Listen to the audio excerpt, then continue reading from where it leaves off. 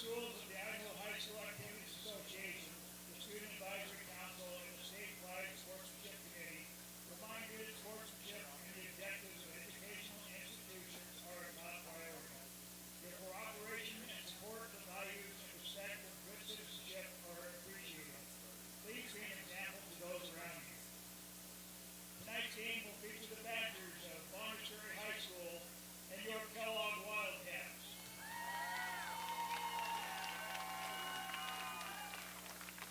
Offensive starters for the Varsity High School. Number 1, a senior, Keegan Manning. Number 5, a senior, Blake Rice. Number 7, a senior, Charles Hensley. Number 10, a senior, Michael Boxweiler.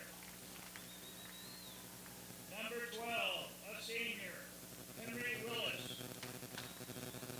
Number 21, a senior, Leo Hensley. Number 52, a senior, Dylan Mai. Number 53, a senior, David Hammonds. Number 58, a senior, Travis Peterson. Number 78, a junior, Colton Root. Hey, good evening, ladies and gentlemen. Josh McDonald coming to you live alongside Simon Miller, Pete Miller. Oh, Ed Miller, Pete. As an Ed Miller, almost Thank an you. Ed Miller reference. Sorry, Uncle Ed. Uncle Ed. Thank you, Uncle Ed. Yes. I was just a Dirty Dog. I was thinking Dirty Ernie's. And I was thinking Eddie Joe's. And There so we it just go. kinda- I mean, okay. there was a bit of a cavalcade of. Let's go for it. And I spend just so much time with the Millers. Well, just to be definitive, Pete Miller, class of 75, Kellogg Wildcat, class of 79, Carroll College Saints. Yes. So- Go Saints. So the credentials are there. We are here live at the best venue in North Idaho. It's Teeters Field. It's your host Kellogg Wildcats taking on their former Intermountain League rivals, the Bonners Ferry Badgers. This one, I don't know if 6 weeks ago anybody had this one earmarked as kind of a must-watch game, but Yeah, it feels like they do now, though. I mean, I Wildcats- just feel like it's Yeah. just a rivalry that will not go away regardless of classification. the Wildcats, they got tripped up last week. Heck of a game against the Frenchtown Broncs.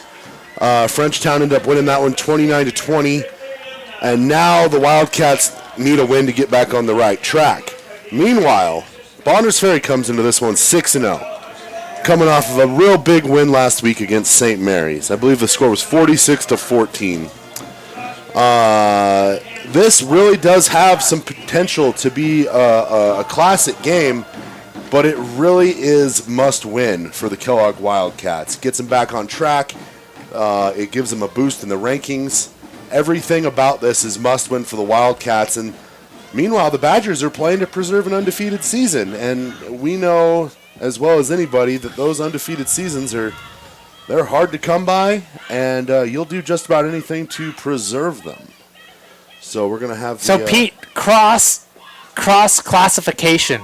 Right. Different implications, meanings, league, playoffs, this or that. It still boils down to we've played you guys forever, and this means everything. Right. Explain. Here's my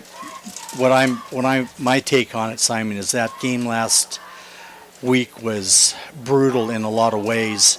I think the Wildcats learned from it, and so am I going the right direction? Is that what you're trying to say? Yes. Give us some of the give us some of the players down there going we just lost a game and it wasn't a league game, and we have another game and it's not a league game, but it feels like a league game. I think there's a lot at stake here. Number one, you're on your home field again, right? This is a tremendous opponent. We were just talking, the three of us, about the number of seniors on this Bonners Ferry team. So they have 31 on their roster. I don't know how many are suited up, but 31 on their roster. 21 of them are seniors. That's a big That's 60%. That's a pretty significant amount of senior leadership. Yeah. Mm-hmm. Yeah, and that's what that does. That culture. Mm-hmm. If they have, they've grown up in that. This is a league opponent. Yeah, these guys have played football. Yeah. For a long time together. We assume, right? Yeah. Just like the Kellogg guys. 9 seniors out of 29. I mean, and there's been so many memorable matchups just in the last 5 years with these two teams. 2 years ago, we had the iconic Snow Bowl game that was played about 4 weeks from where we are right now. Mm-hmm. And in the middle of October, we got 10 inches of snow, mm-hmm. and it was just a spectacular event. Earlier in the season that year, the Wildcats had played up in Bonners and lost on the 2-yard line in a really tight game. And then last year, the Wildcats played them real tough and ended up beating them as part of their runner-up in the Intermountain League. Mm-hmm. Kicking off here for the Badgers, that's senior Blake Rice, and that kick is bobbled there. Trying to see, I think that's Dayton Bauer on the return. He kind of escapes a tackle there, but he's going to return it out to about the 22-yard line. Nice recovery. Yeah, good recovery. Way to turn that into something to be happy about. And so let's meet the Wildcat offense real quick. Starting for the Wildcats, senior quarterback Ripley Luna, a senior wide receiver Jude Erdlinson, junior wide receiver Ramsey Rainio, senior wide receiver Varick Meredith, senior wide receiver Colby Luna, senior running back Dayton Bauer, junior lineman Jaden Bauer, sophomore, and what do we have there? That was just a pickup there. Yeah, that was just a quick. That was basically a run. He tossed it to him, and he got some good. Blocks. Was that Colby Luna on the carry? Like Luna was picking himself up. I think there? he was. He was in the. That's the old second base. It's still out at second base, and that's just the worst place to get tackled. And then the guts of this line here: sophomore 51 Ethan Spencer, senior number 53 Tanner Lee, on the scramble here.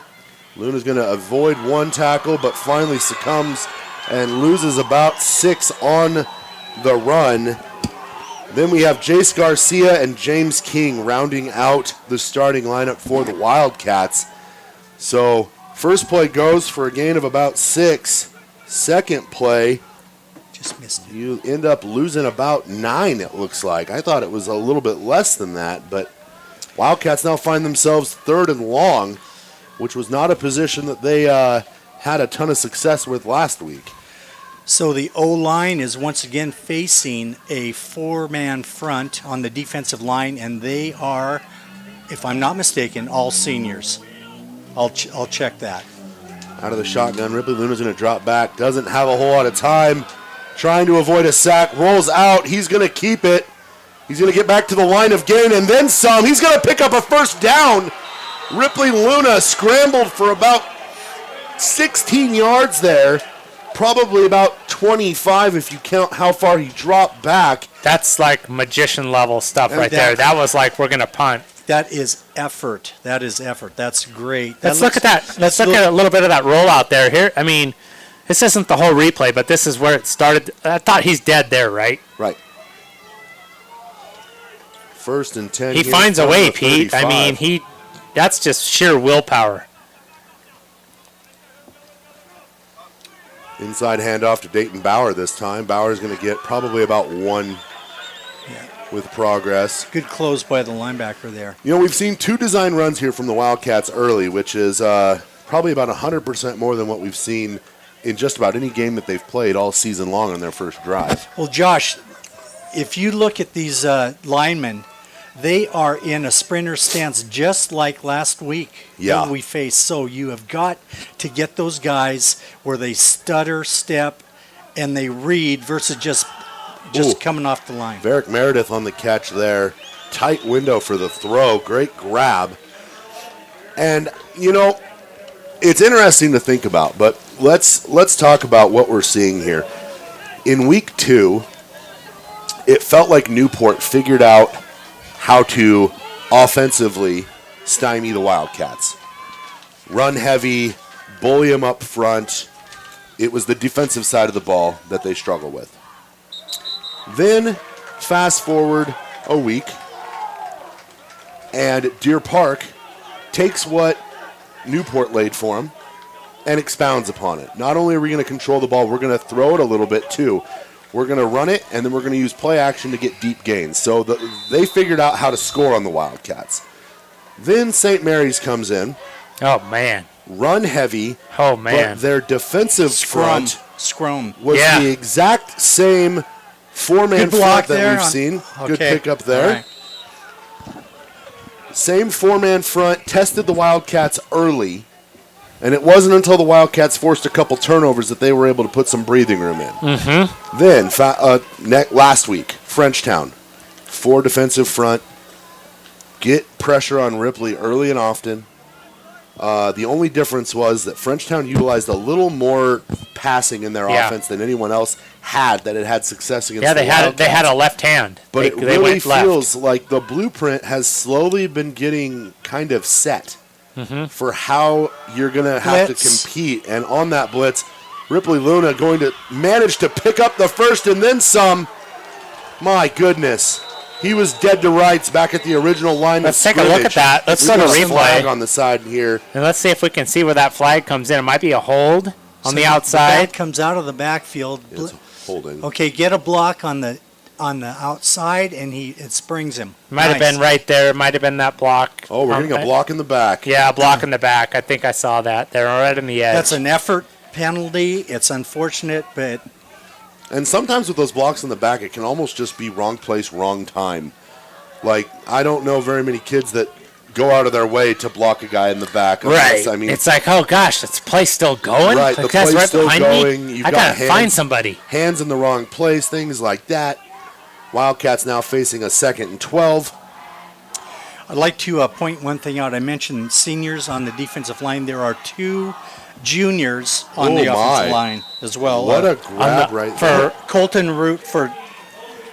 Root and Trey Bateman. Okay, they are some juniors. Yeah. So you have 2 seniors, 2 juniors on that defensive line.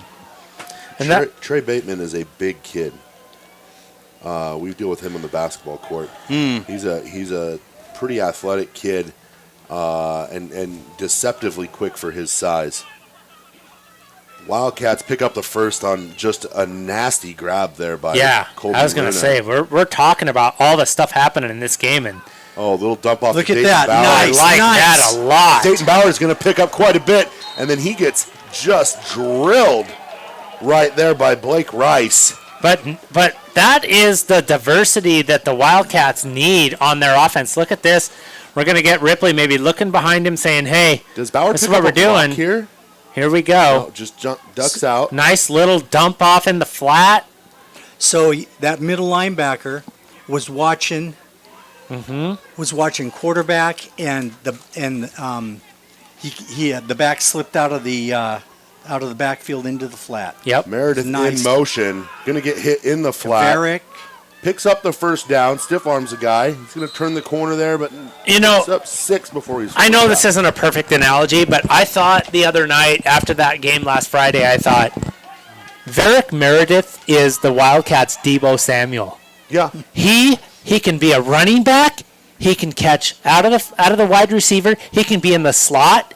He can do direct snap. Yeah. Give him the ball. And the games where we tend to have a more balanced approach, Ripley Luna on the design carry here, going to get out to about a yard short. Nice little. One thing I'm noticing is that Ripley's speed to the outside is beating the linebackers right now. The middle linebacker was keyed on him, and Rip was out there before that guy could. That's a good call. Could close it. Well, and we've watched Ripley develop as a runner and kind of evolve as a runner as the seasons progressed. Early on, he would use his speed to extend plays behind the line of scrimmage, not really turning and just going upfield. But over the course of the last few weeks, including that just unreal performance against St. Mary's. That's a great observation, Josh. He suddenly became the most effective runner. My goodness. And into double coverage. Ripley's just going to overthrow Colby Luna. That's a good throwaway, though. I mean, I'd rather, this season, if we'd had, I get it. When you're succeeding and you're dumping passes off and you're throwing deep and everything's hitting, it's tougher to throw one away. Yeah. Mm-hmm. And I think he's learning, okay, I'm gonna get this by running, and I'm just going to throw this one away. Live to fight another day. And football tends to mirror baseball in that, where not every play is going to be a home run. So, yeah. And you have to think you're right. Embrace that. And that can be really challenging for kids as Ripley draws the Badgers offsides for the second time on this drive. That's the second time. And for seniors, seniors can't. Seniors, maybe they're just even more that hungry, huh? But this game, like we said, there's a lot of implications. This is here. a much more of a rivalry than it is on paper. Preserving the perfect season is a big deal for any of these schools. But for a 3A who's undefeated to have their first loss come against a smaller school, that hurts you in terms of where you're going to get seated, and could be the difference between these Badgers getting a playoff berth. Shout out to Max Preps. It's hurting us to this point. Ripley's going to turn and fire and throws a dangerous pass. Dangerous pass. He's love that decision by Ripley Luna. He is lucky that's not another pit. There are very few decisions Ripley Luna makes. Nice job, Ty, on the camera there. Let's go to replay. Let's look at that. He rolls out. Watch Dayton Bauer. He was open in that crease. Yeah. No, more shallow. Yeah. Shallower he was. Wildcats hurrying back to the line here. 2nd and 10 from the 15. I think their speed. I think their linebackers are experienced, but they don't. I don't feel like they're showing much speed right now. That was a great read there by Charlie Hensley. I want to say that's just some scouting right there. Yeah. And the Wildcats have gotten really comfortable hitting their receivers in the flats. Colby just got an earful right there. Yeah. And that actually pass play went for a loss. 3rd and 13 now for the Wildcats. We're in 4-down territory, so if you're Ripley Luna, you don't have to get all of it here. Yeah. And again, that goes back to that. You don't have to hit a home run on every play. You've got 2 plays. And you have the arm punt. If you throw it in the end zone or throw it at the 1-yard line and they intercept it, then your defense just tees off. off. The middle, and there's Colby right there to make a grab, and I think that was ahead of the line to gain. See where they spot him. Looks like they're going to spot him just short. Let's look at that replay and see brutal spot just on that. how far he may have. I thought he caught that ahead of the line. That's a great throw, but he squared up his shoulders there. That's a great throw. It looks like he was ahead of that 5-yard line. It really does look like he was ahead of the 5-yard line. We don't have the greatest angle, although Ty's given us some great shots here with the camera. I think I would really like it here if Ripley Luna lined up under center and just fell forward, and I think that's what we're going to see here. Coach Pankey taking a timeout for the Wildcats. Hey, I'd like to take a minute to thank our viewers tonight. Absolutely. Let's go to our viewers, Pete. Yeah. We have we're almost over 100. Welcome, Bonners Ferry. Boundary County, yeah, absolutely. We're happy to have you joining us here tonight. Nobody in the chat yet, though. Hit us up in the chat. Give us some info. Bonners, what do you see with your players? What are we looking for? We're not going to leak this to our coaches. We're just here on a commentary level. We have over 100 viewers right now. And, welcome, everybody. We just want to have this is Wildcats Live, so we might, slight bias. We might make fun of the Badgers every now and again. The mascot, not the players themselves.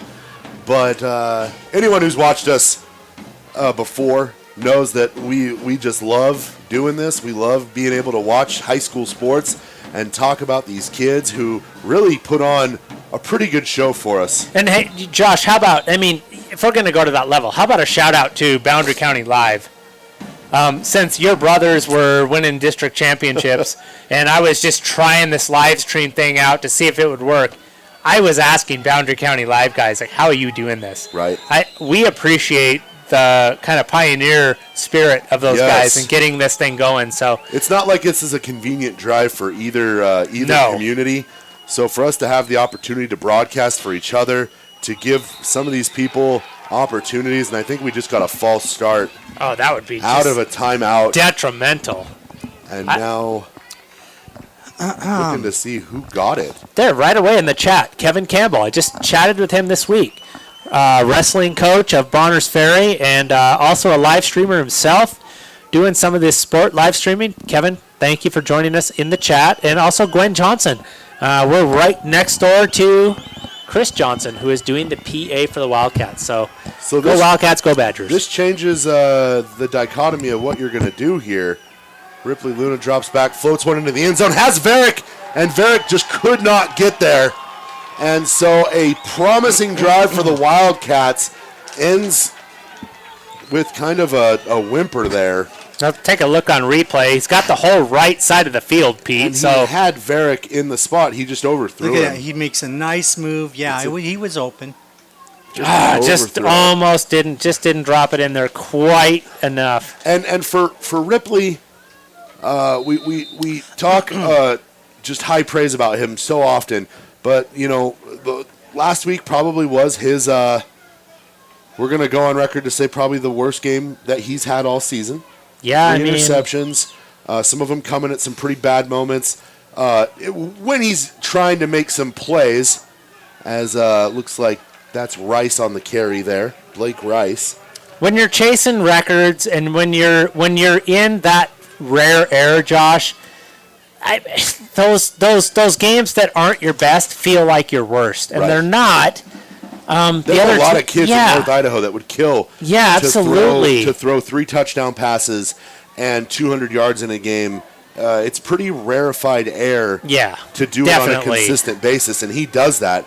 So like we're saying, it was not a bad game by any stretch. No, it's but just for Ripley. It's not a record-setting inside game. handoff here, and who's that on the tackle there? Is that Jaden Bauer? That's Jaden Bauer. Jaden Bauer. Gosh, we've been calling that Keep your kid's head number. up, Jaden. Yeah. Let's go to full replay because I think we need to appreciate some of these guys behind the scenes that are just grinding and making this defense what it is. Look at that.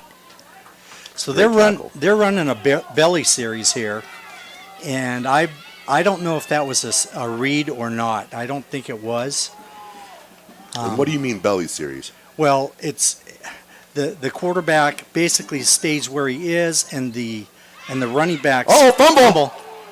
And that loss of down is going to put the Badgers in a spot where you have to punt, right? And go on about the belly series, Pete. I mean, that's like spilling of the belly series, but like, well, instead of a direct, like in the veer where you're straight towards the line of belly, is maybe where the running back steps right. Delays and then bellies to the hole. Okay. Waiting for that offensive line to pick up the blocks. Yeah. And also that's when the quarterback can read. How about this, guys? This Wildcat defense just continues to step up. That's end over end. It's almost a shank. And on the return here, Dayton Bauer. He's going to cut back to the middle, and we're going to get a block in the back probably. here. That's never a good sign. You get a flag there. Yeah. I mean, but let's focus on the positive. We've been talking about this for 2, and even at the Deer Park, you lose 7-0. Your defense is stepping up. I mean, they've lost 2 games by a combined total of 16 points. That goes to show you the quality of play that we're seeing from these Wildcats. And there have been some times where we've felt that defensively they could be dramatically better. They tend to very much subscribe to the bend, not break notion defensively, where at the end of the day you have to cross that final line to score, and we can play defense all the way up until that point. And we've had some pretty close calls, but for the most part, and we're going to get another false start here. Wildcats moving in the wrong direction. Jace Garcia has been in a spot. I feel bad for him as a senior. I think he's only appeared in 3 games this year. The first game against Moscow, and then the last 2 as he's coming off an injury. So it doesn't surprise me that he's kind of... A little bit of rust. He's knocking some rust off still. And a little jumpy. Yeah. A little jumpy. Yeah, you got to be. He is not as calm and collected as some of these other guys are who have, this is game number 7 in the flats. Colby Luna. Oh, my goodness. He's going to break 2 tackles. He's going to get suplexed out of bounds after picking up about 9. You know what I do like, Josh, about this? Is we talked about this, and Pete did too. I like that they're taking let's take what they give us. And let's just not try to go out and get big chunk plays right away. Right. Let's chip away at what we think they're giving us. And even if it's not giving us touchdowns, it's going to pay off. I mean, outside of Ripley forcing that one pass in as he's on the run up against the sideline there, we loved everything we saw on that opening drive. Oh, that was a strike, and he just lost his footing a little bit. Well, Varick lost his footing, and he didn't get back to his spot on that curl very well. I think Varick's wanting a flag there like he was pulled down. Hey, while we're panned out, I do want to say this one thing, because we do lose this in the just kind of the juxtaposition of the game. Number 1, tie, killer camera work, but look at that field right now. Look at that view. Kellogg High School, or Kellogg School District Maintenance, Mike Lawley, Aaron Miller, Don Corley. This field looks amazing. Yep. It just does. Nice job, guys. Best field in Idaho. I love it to death. Great block there. Oh, Ripley Luna going to get brought down. And, gosh, this almost feels like a very odd deja vu from that first series. But I think we're going to see the Wildcats punt here. Yeah, it does a little bit. But I think they got to be patient. And, they got to wait out. The Badgers, they're trading punches, right, Pete? Yeah. I mean, if you're a boxer, you're like, okay, what's he going to do? Like, I'm going to punch him, now he's going to counter. Both teams are kind of doing that right now, right? The problem is it seems to feel like the Wildcats, they box with their hands down. They are all punch, and then on the defensive side, they're like in that play right there, just go forward. I think it can feel like that as a fan, but we just lose so many yards on these scrambles that they're not designed runs. Ooh, takes a Bonner's bounce on the Colby Luna punt. That is not when you want to turn on the spin on the wedge. Yeah, yes. That's about 40 yards the other way. But so Bonner's going to have good field position. And for as important as this game feels right now, maybe it's me. I feel like maybe there's a lack of energy, and I don't know if it's palpable. Or maybe it's because we're up here in the lofty seats. I'm looking and I'm seeing body language that I don't necessarily love. Players. You're talking players. Yeah. I mean, there could be a little bit of that. Almost like a level of nonchalance, like this game doesn't matter. I think that's going to change, though, in the next few minutes. We're in the first quarter. Let's hope. Minute 10 left. Ooh, high snap. Rice is going to keep it. And this kid is quick and big. Like, you cannot let him get out in front because he will break one off. That's a replay-worthy play there for Rice. Let's watch him get out. He picks up over his blockers and just go. Right there. There. Right on the defensive end. He gets up. Good stuff there by Rice. And this kid has grown. His sophomore year, he wasn't a terrifically big kid. And then he came into his junior year, and all of a sudden, all the basketball coaches kind of realized, oh, this kid's got some size. Ooh, man, they snapped that ball with some spice on it. Oh, and, incomplete. Colby Luna just popped Tegan Banning. Nice bit of sportsmanship there, too, though. He didn't, it wasn't aggressive or targeting. He just kind of was aggressive, and then he helped him up. Well, I thought the catch had been made, so he definitely waited until the ball was in play. But my goodness, what a hit by Colby Luna. And just, are we looking at body? I mean, we got hands on hips. We got guys kind of standing there, working out their legs. Just, it doesn't feel as amped up as we're used to, but I think we're a little spoiled. I think we came out of the gate pretty red hot. And I think we need to just kind of appreciate these guys settling in on defense. High snap, design run, and Jaden Bauer. Ooh, Jaden Bauer makes first contact. How about the fill, though, from the backside there? Jaden Bauer and Varick Meredith. Let's go full replay. Let's let Pete look a little bit of that defensive pursuit from every level. Nice tackle there. That's a lot of guys swarming to the ball. So 3rd and 7 now, and I think Coach Hinthorn is going to let this one roll into the second quarter. So a kind of a slow start for the Wildcat offense. It just feels that way, but I think we're just so dang spoiled. We're going to go. We're used to 21 points by now. Yeah. So 0-0. Yeah. Yeah, Here- Pete, we're used to 21 points, but Well, this is going to be another chess match like last week. I think both teams are prepared. I talked to Coach K before the game, and these guys had a good week of practice. He feels like they're ready. They are sharp, and maybe in this aspect we want to see emotion, but what we want to see is good technique. Yeah. We want to see discipline, defensive discipline, eye discipline, and carrying out what they've worked on all week to prepare for this team. So yeah. let's look at that. Let's look at the execution of the defense. I think one thing I noticed right off the bat that they were catching the ball, and so much different from last week. Even on those little 2, 3, 5 yard gains, they're catching and executing. I think Colby Luna already has 4 or 5 catches in this game, which, I mean, last week about this time, I think he had already had his third couple drops. Yeah, a couple of drops. Just a very un-Colby-like game. They've got Colby matched up here with Henry Willis, very much man-to-man. And on the design run here, optioned out. Great pitch there to Charles Hensley. Nice. I do like that defensive pursuit on the perimeter. Felt nice like tackle by Colby. Yeah. I really enjoy when I see a team let's go to full replay. I mean, the let's look option. at that. So watch this block. Because this is different, right? This is a lot tougher to... Yeah, so watch the guard pull. This is actually, that was a block out by the tight end. This is offense circa Oregon Ducks in the Marcus Mariota years. Taking those handoffs, rolling out like that. And they lost a couple yards on the pitch. And then optioning out. And Rice is going to keep this one. Good defense. See, that was a read. I'm pretty sure he read that. It was a dive read.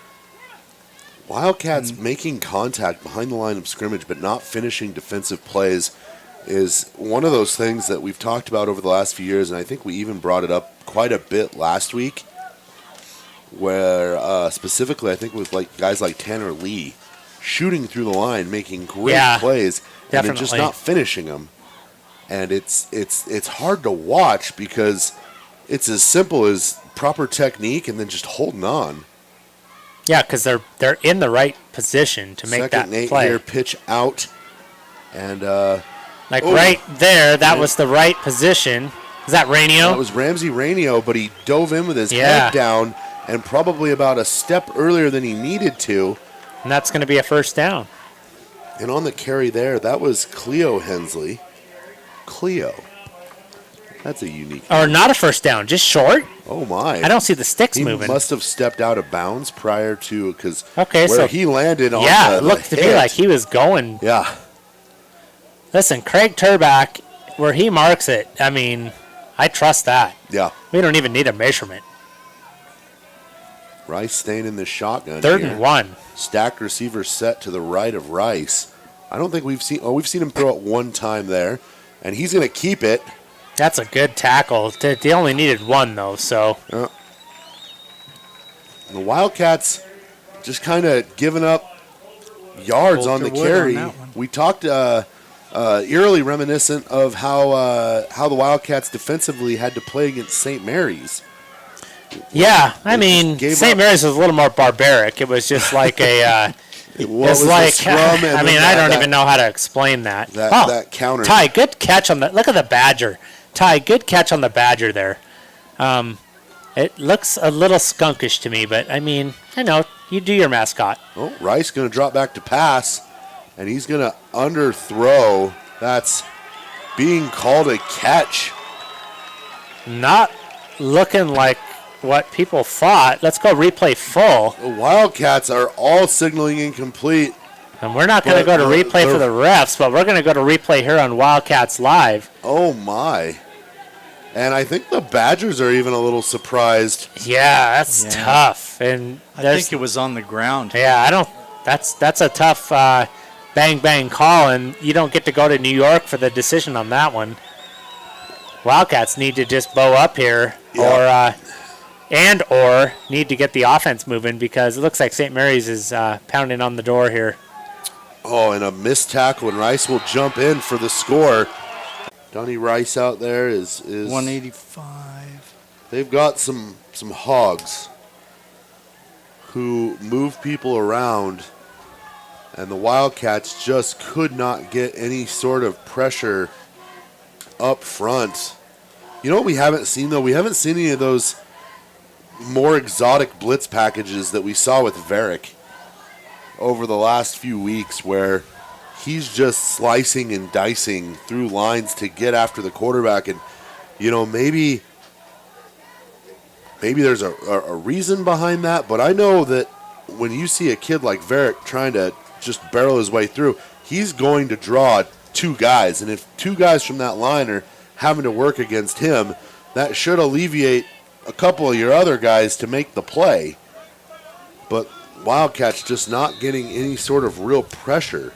I feel like, you know, the Wildcats are just, this is a good schedule for them. It's just opponent upon opponent who are proven. Ramsey and, you know, maybe a little high hopes after you beat Moscow convincingly. Yeah. And then you go run a couple of guys in your league up a little bit, and all of a sudden Deer Park maybe shuts you down, and then all of a sudden Frenchtown comes in and says, hey, we can do that too. And I agree, Josh. I almost feel like that energy. It's hard to sustain. The energy almost feels like, oh, gosh, this is another non-league opponent. And that's not an excuse. Bonners is bringing it. This is not an anti-Bonners. But the Wildcats just looking a little less than inspired almost. Stagnant. Yeah, it's stagnant. Which is pretty incredible to use the word stagnant when you're watching an offense that throws the ball with such devotion. Gosh, the chat, our feed just kind of dropped there for a little bit, and it's still, yeah, now it says excellent, but it looks like we got maybe hit with some chat bots, and we're going to try to power through that. Ripley Luna's going to go up over the top, has Colby, and just overthrows him by maybe a yard. Maybe a yard there. On 3rd and 10. Heck of a shot. Let's go full replay. I think that was 2nd and 10, Simon. I think it's 3rd down now. So, the clock was just fast. It's 2nd and 10. Did have some good protection. It was a play-action pass. And he kind of did plenty of time. Just he needed to get a little air under it. Yeah. So now 3rd and 10 for the Wildcats. Yeah, credit to the scoreboard guy, Chris and Everett over there, and Chad. They had that down and distance dialed in. Luna, he's going to find Colby here, and Colby with a drop there. And now I think we're going to see a... Yeah, you're going to have to punt again. You can't. Once you empty the chamber with those 3 downs and you haven't moved it a yard, there's no choice here. Yeah. And this is what the Wildcats have been faced with the last 2 weeks. When you don't get 3 or 4 yards on first down, and it's just 1st and 10, 2nd and 10, 3rd and 10, and you don't get the first down, you're punting, and you are now flipping the field back to the opponent one more time. That's a lot to ask of your defense. Coach Hinthorn over there is screaming for something.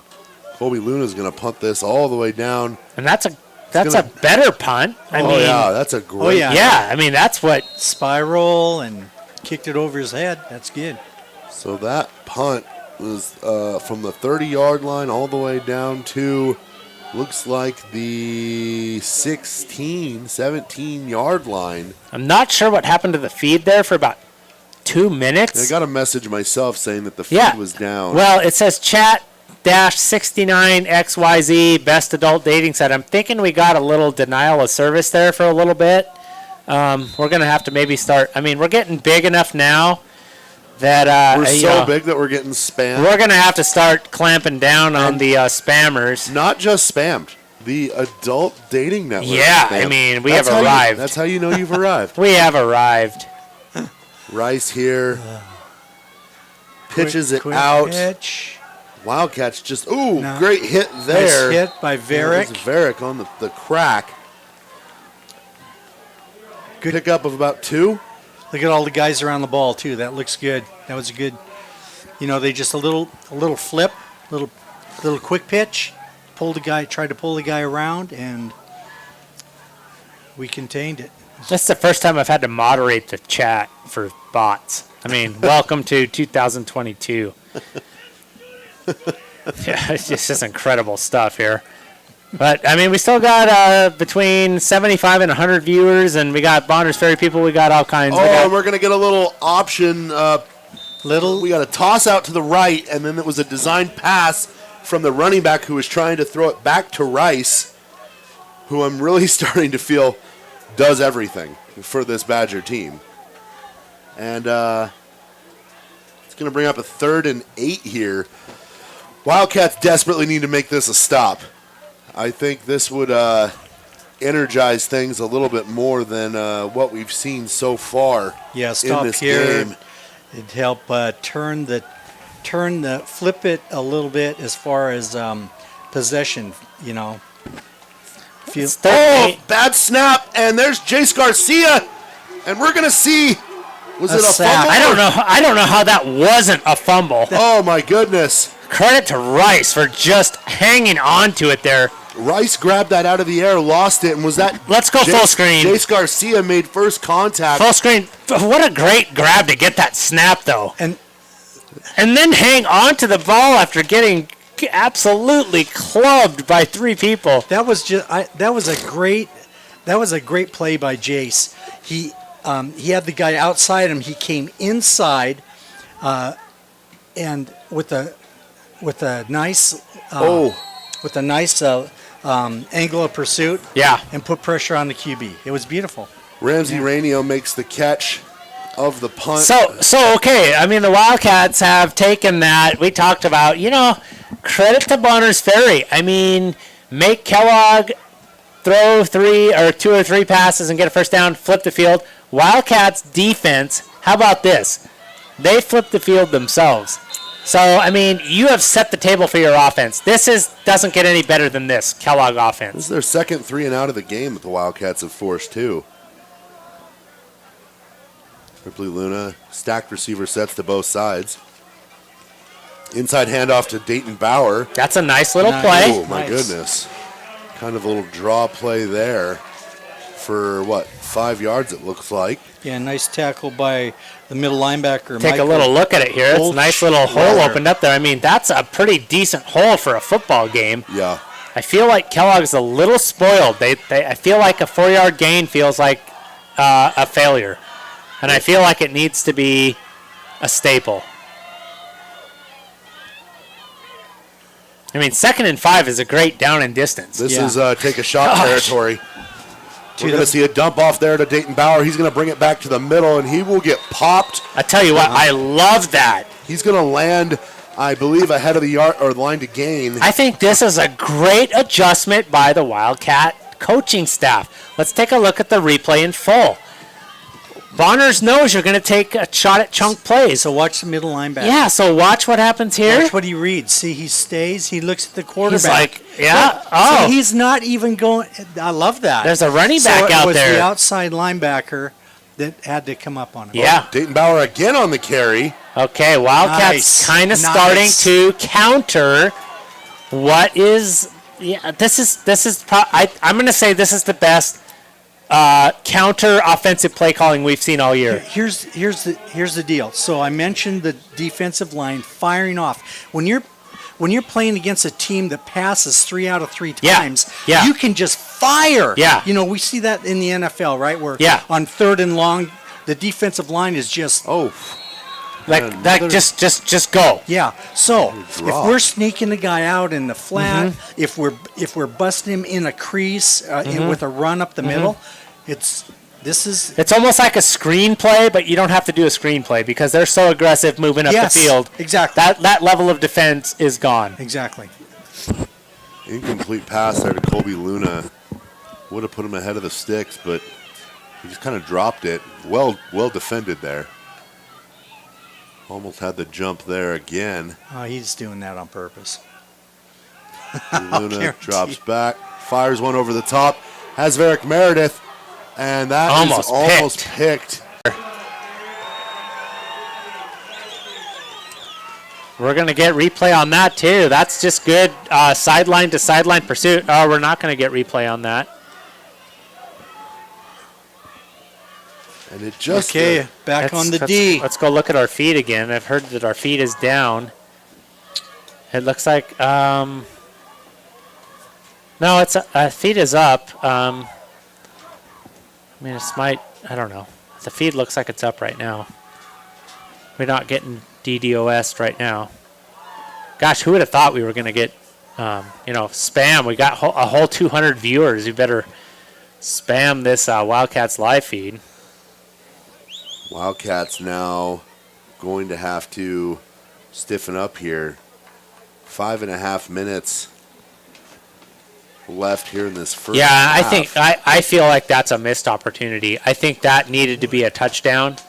Yeah. I mean, it's easy to say, but I think another half with no touchdowns, man, this has got to be tough for this high-octane Wildcat offense. But I do feel like they're making adjustments. I feel like they are taking what the defense gives them, and I think that's going to bear some fruit here in the next couple series. Nice. Nice little stunt there. You might notice that if we do get a replay on that Ethan Spencer. Yeah. I like to shout out Pete. I like to shout out these guys on defense that aren't getting some. Yeah. Ethan Spencer. Well, he twisted a little bit, but it was down the line, and then he filled the hole. There he was, right there. Beautiful. I love it. And Ethan, we'll get you on the replay next time. You just keep doing your thing. You defensive linemen, just keep roto-rooting down there, and we're going to get you. We're going to recognize you. 4 receivers set here for the Badgers. Rice going to drop back. Hopping around. Doesn't really have a whole lot. He'll fire one. Good pursuit. And Reed Watt by caught there, I think. Jace Garcia again. That was, I believe, Ramsey Rainio. I apologize. On the coverage now, there. It's kind of funny because Jace loses his contain and he whips around, pursues the quarterback. He comes up underneath, doesn't he? Yes. That's a good call, Pete. He does kind of lose contain. He's like, I better. Yes, he does. He was scrambling there. I better go get that guy. That's good athleticism. Bonners Ferry going to take a timeout here. 4 minutes and 45 seconds, and it's 8-0. I mean, if you're a Wildcat fan, you're almost instantly disappointed because you're used to the high-octane, high-scoring affair that is Wildcats offense, but I feel like we need to shout out the defense. Yeah. They're in every single game. I've been trying to do it all year. I think I've been doing it. Hey, let me point something out. So the 6 games that, I'll try to make this very quick.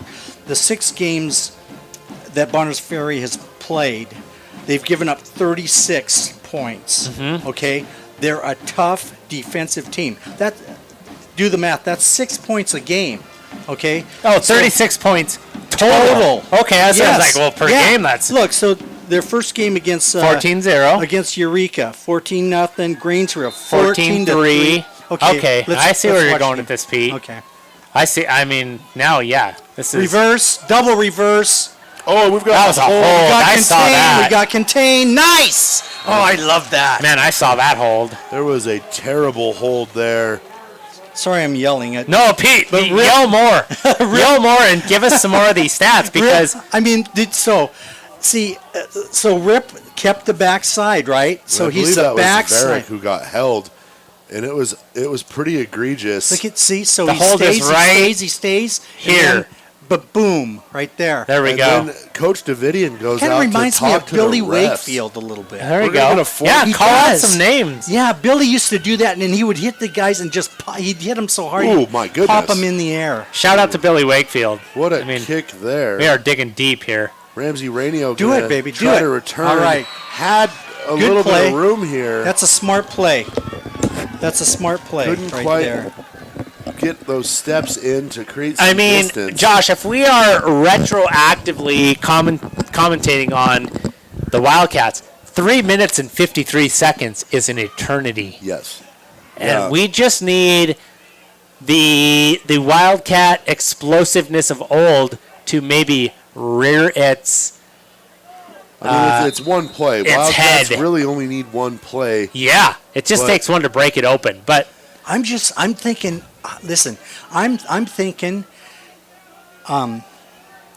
Hit Varick dragging across the middle. Yeah.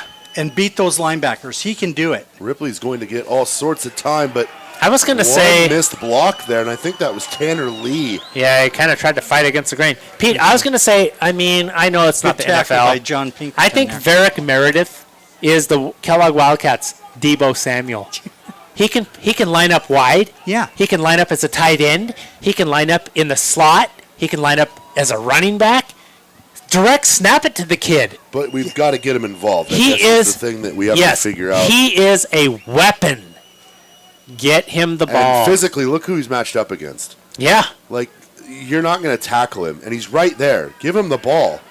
Oh, Ripley Luna is going to have all sorts of time. There. Breaks a tackle, and he's going to get the first and gets knocked out of bounds. That's a nice job by Ripley, just with fighting for those yards. Yeah. Ripley Luna's legs have probably been the Wildcats' best offense. We're going to get another today. shot at this. This is just good stuff watching Ripley work his magic here. I mean, he was tackled 1, 2, 3, 4. He broke 4+ tackles right there and then got into the open field and then got out of bounds. Nice job, Ripley Luna. Yes, I agree. But you mentioned this before, Simon. They're getting more guys involved in this offense. Yeah, they are. I think it's going to pay off in the second half. Right here in the flat. There it is. Had Dayton in the flat, but might have had Colby Luna wide open right over the middle, too. But that's your dump down. That's your seeing the entire field, and I think it didn't pay off right there. I don't think it paid off 3 plays before this. Do we have a replay there? But yes, we do. It's going to go watch full. our replay. I think this will pay off as we go. Right. Colby's He's coming, open. and there's no one. And he tries, and then he's like, okay, I'm just going to. It's so close for the Wildcats. Credit to the Bonners Ferry Badgers. They're playing some pretty disciplined defense right now. Trips left here for the Wildcats. Ripley Luna fires one. There's Colby. There's it over the middle. And that's what we're used to seeing. So we're going to get a Nice pickup little, of about 6 here. Nice little pitch and catch over the middle by the brothers. So the middle linebacker, I like him. But I think he can be. I think with the pass, you can beat him underneath. He's tackled, he's scraped off and stopped runs. But Michael Bullschweiler. Oh no! And the Wildcats are going to give all that yardage back. What are we looking at? 3rd and 10 then? An egregious false start by about 5 Wildcats there. You know, it's weird that for the first 4 games, it was like we were watching this finely tuned machine. Yeah, we were playing pretty penalty free. Yeah. And I was like, hard counts and stuff? Man, we are really, it's just been the last, it happens when you're tired though, doesn't it? And stressed. It just happens. Good point. Yeah. Colby on the wheel route, going up the sideline. And he had Colby that time again, I think. And he's just going to duck out. And so I think we're going to see the Gosh, it's almost looking, I feel like I'm watching Russell Wilson here. And not the Russell Wilson. Yeah, I mean, I just feel like I know he can do it, and I know he has his head up. But I feel like when he breaks pocket and he runs a little bit and looks downfield and there's nothing, I just feel like it's too late.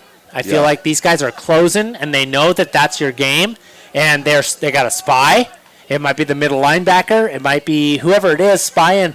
They're not going to let Ripley go loose. Well, and with these 2 safety sets that everyone seems to be throwing at the Wildcats now, you're just not going to have the wide open. Punt from Colby, not very far. It's going to be kind of bobbled at the 30-yard line. We're going to see a double back here. Colby Yeah, and he's got some daylight. Yes. He's got some daylight, but and we've got a flag we're going to get our. I think that might be a high block. I think is what you're going to call it in. Dude, that might be the most aggressive flag throw I've ever seen in my life. That flag came from the opposite 45-yard line and landed down at the 32.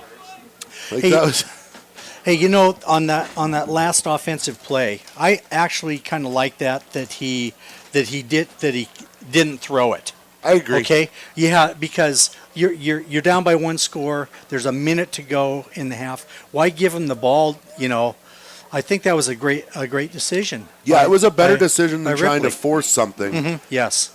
But it just feels like So what are they going to call on this? it was definitely a personal foul, I believe, an illegal crackback block.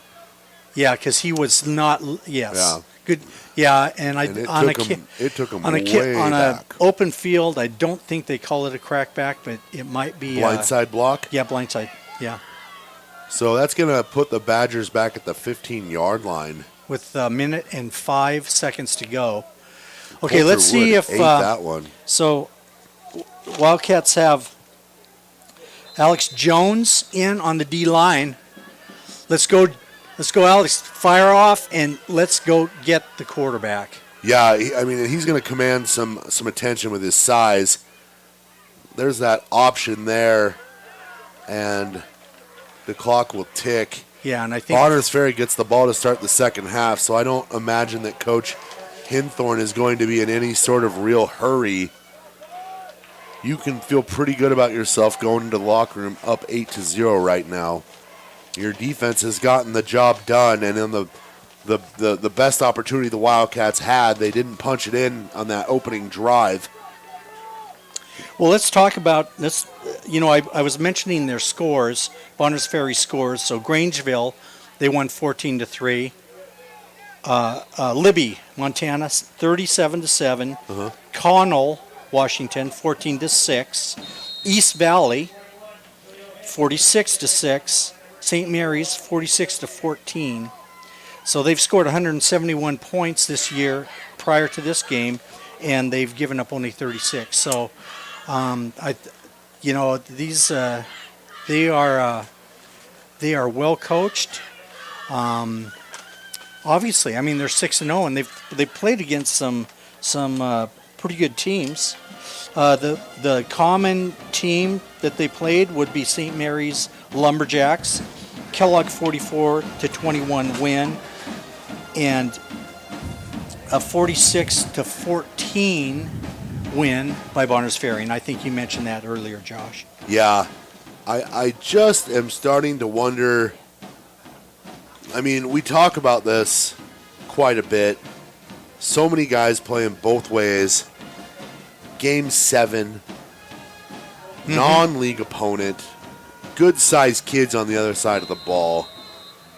And I don't believe we have any sort of bye week in our schedule. We might just have an extra week off between the end of our season and the playoffs. Ooh, and on the design keeper here. Okay, Jace is in there again. Got a flag on the play. Who co-opted on that? Is that? Waiting to see. Oh, we got holding. Okay. I was going to say, it has to be something behind the line of scrimmage. I didn't get to finish that. That's Varick and Jace on the tackle.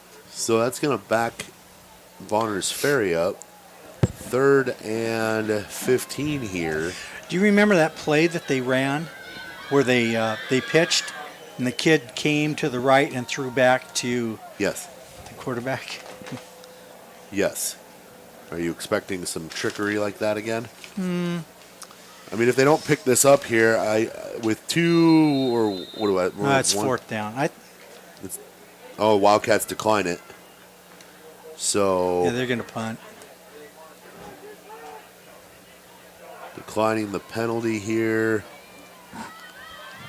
Yeah, you're going to punt because if you don't get your fake, you give the Wildcats a play to get in the end zone. And we're going to see the Wildcats burn their final timeout.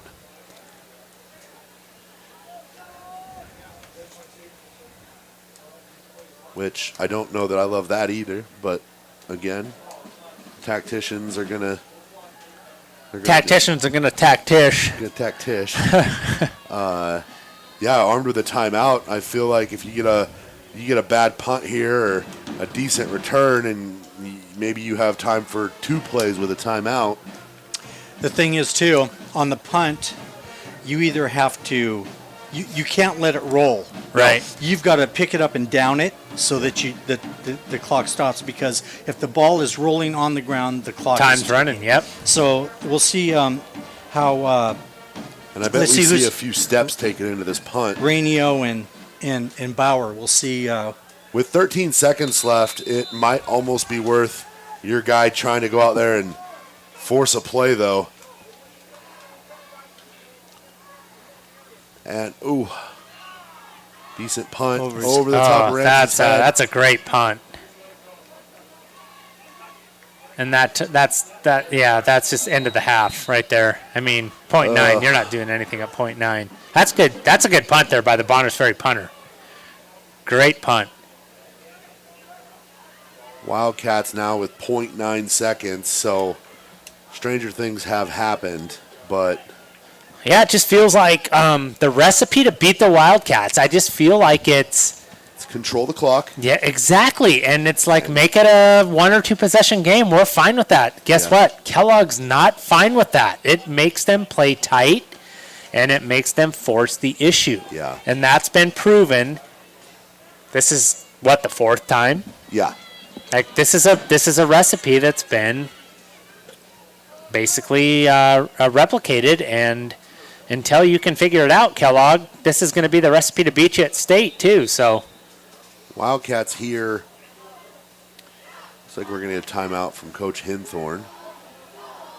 So what do you think? Do you think Varick is limping, or does he just walk like that? He walks like that, and he tends to cramp up a little bit. But like I said, I mean, these kids are playing both ways 100% of the game. We're here in week 7. I can't imagine many of these kids are anywhere near 100%. Yeah, I think Varick, he kind of has a little bit of a money walk. And he has a money walk, and he's also so physical. I think that there could be a little bit of both. Yeah. I think he could just be, I'm still here, but I'm kind of I'm not feeling it. Well, I know what it's like not to come off the field. Yeah. And are we getting a clock adjustment right now? Oh, we get a full second instead of 0.9. Oh God, all doors are open now. Wildcat offense, if we score here, I'll eat some serious crow. But this is. Did they go to the replay booth in New York for this? Please put 1 second on the clock instead of 0.9. Thank you. Ed Hockley has weighed in. Ripley Luna going to find Colby. Nope, he is not going to find Colby Luna. 1/10 of a second isn't going to matter when that happens. Just feels like things are off kilter for these Wildcats who head into the half down 8-0 to Bonners Ferry. 8-0 is a great football score. Right. But when you're used to throwing it all over the yard and just scoring at will, you're thinking right now. You're a basketball team. Let's go parallel analogy. You're a basketball team that's used to scoring 70, 80 points a night, pushing it up tempo, and all of a sudden you're in a 29-32 game. You're thinking, what are we doing wrong? Right. This, all of a sudden it's a negative mindset. And I just think, look at the Wildcats leaving the field here. Yeah, the body language is terrible. There's zero energy. Like I said, I feel like just the level of energy and intensity that we've seen in weeks past is not there. Who knows? Maybe they didn't have a good practice week. I think they did have a. Pete said they did have a good practice. What we thought. What we thought. Anyway. You know what? You ever watch? Okay, I'm sorry. Pete, don't apologize. Bring your opinion? Do you ever watch? And Simon, we have. Yeah. Have you ever watched a football game and you turn the announcers down? Well, I hope people aren't doing that to us right now, but yes, I have. No, but see, I think mostly on the NBC Notre Dame feed because I didn't like. Yeah, we can mention a few announcers that we didn't appreciate. Yeah. But I think it's just, I think Wildcat fans the last year and a half to 2 years have been spoiled and accustomed to, we're going to throw up 30 to 40 points every game. And when it doesn't happen, we feel like something's wrong instead of, I'm not saying we need to be throwing up 30 to 40, but when we're at 0, Yeah. and we've had opportunities. We feel like a Bronco fans right now. Oh my gosh! We got Russell Wilson. We got this high-tech offense. Like, we got the guy let's ride, and we can't score a touchdown in 3 games, Pete. Like, yeah, like there's gonna be. Yeah. Yeah, we're missing something right now. We're gonna need a spark, but we're gonna take a little break. We are gonna take a break. The second half. Thanks for watching Wildcats We'll Live. take a break, and we're going to give you folks a break from us. NASCO is a loyal Wildcat activity supporter and Kellogg-based construction management company. Their primary focus is supporting our U.S. military's Department of Defense through the performance of multi-million-dollar federal construction contracts. NASCO has a long history in the Silver Valley where their home office has been based for more than 23 years. They have enjoyed continued growth and now have multiple satellite offices nationwide. To date, they've worked on over 50 military bases and performed more than 3,500 construction projects in 32 states across the U.S. NASCO is proud of their Silver Valley roots and is actively involved in local community events and activities. You can find them on the web at nascousa.com. Wildcats Live would like to thank NASCO for being the original gold level supporter and proud partner. Thank you, NASCO, and go Wildcats.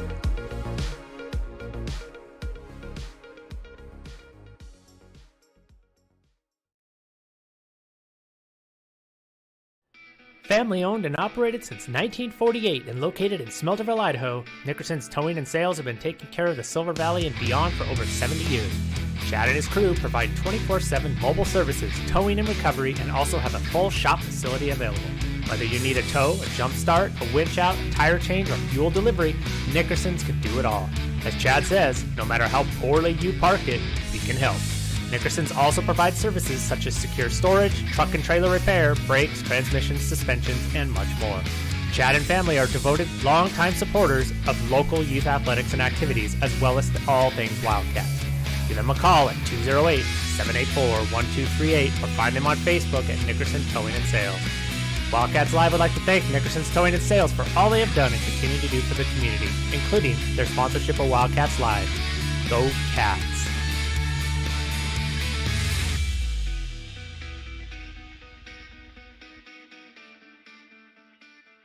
North America's premier silver mining and refining company and headquartered in Denver, Colorado, Sunshine Mining and Refining is a precious metals production, development, and exploration company primarily focused on silver. Their namesake project, the Sunshine Complex, is 100% owned by SSMRC and is North America's only vertically integrated silver complex. Located in the mining-friendly Coeur d'Alene Mining District in Idaho, the Sunshine Complex is composed of the Sunshine Mine and Sunshine Refinery, located in the heart of the Silver Valley, Kellogg, Idaho. Sunshine Silver Mining and Refining support many local endeavors and are 2021-2022 Wildcats Live Gold level sponsors. Check out their website at sunshinesilvermining.com to learn more. Go Wildcats!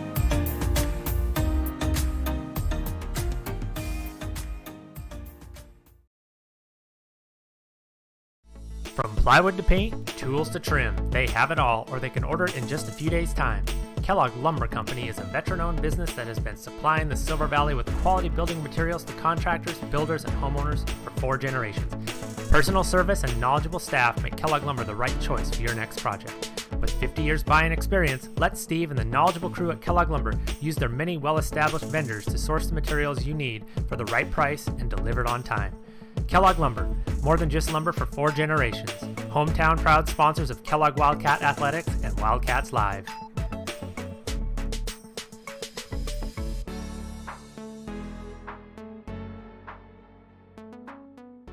Purple and gold through and through. Shoshone Glass has been serving the home and auto glass and glazing needs of the Silver Valley and North Idaho for more than 50 years. With 3 generations of family expertise and community loyalty, they have a well-earned reputation for hard work and excellence. No matter what your needs, you can rest easy knowing that your project will be handled quickly and professionally. From energy-efficient windows and sliding glass doors to bath enclosures and mirrors and a comprehensive auto glass service as well. Let the experts at Shoshone Glass take care of your home, auto, and business needs by calling 208-783-1159 or going to shoshoneglass.com. Go Wildcats!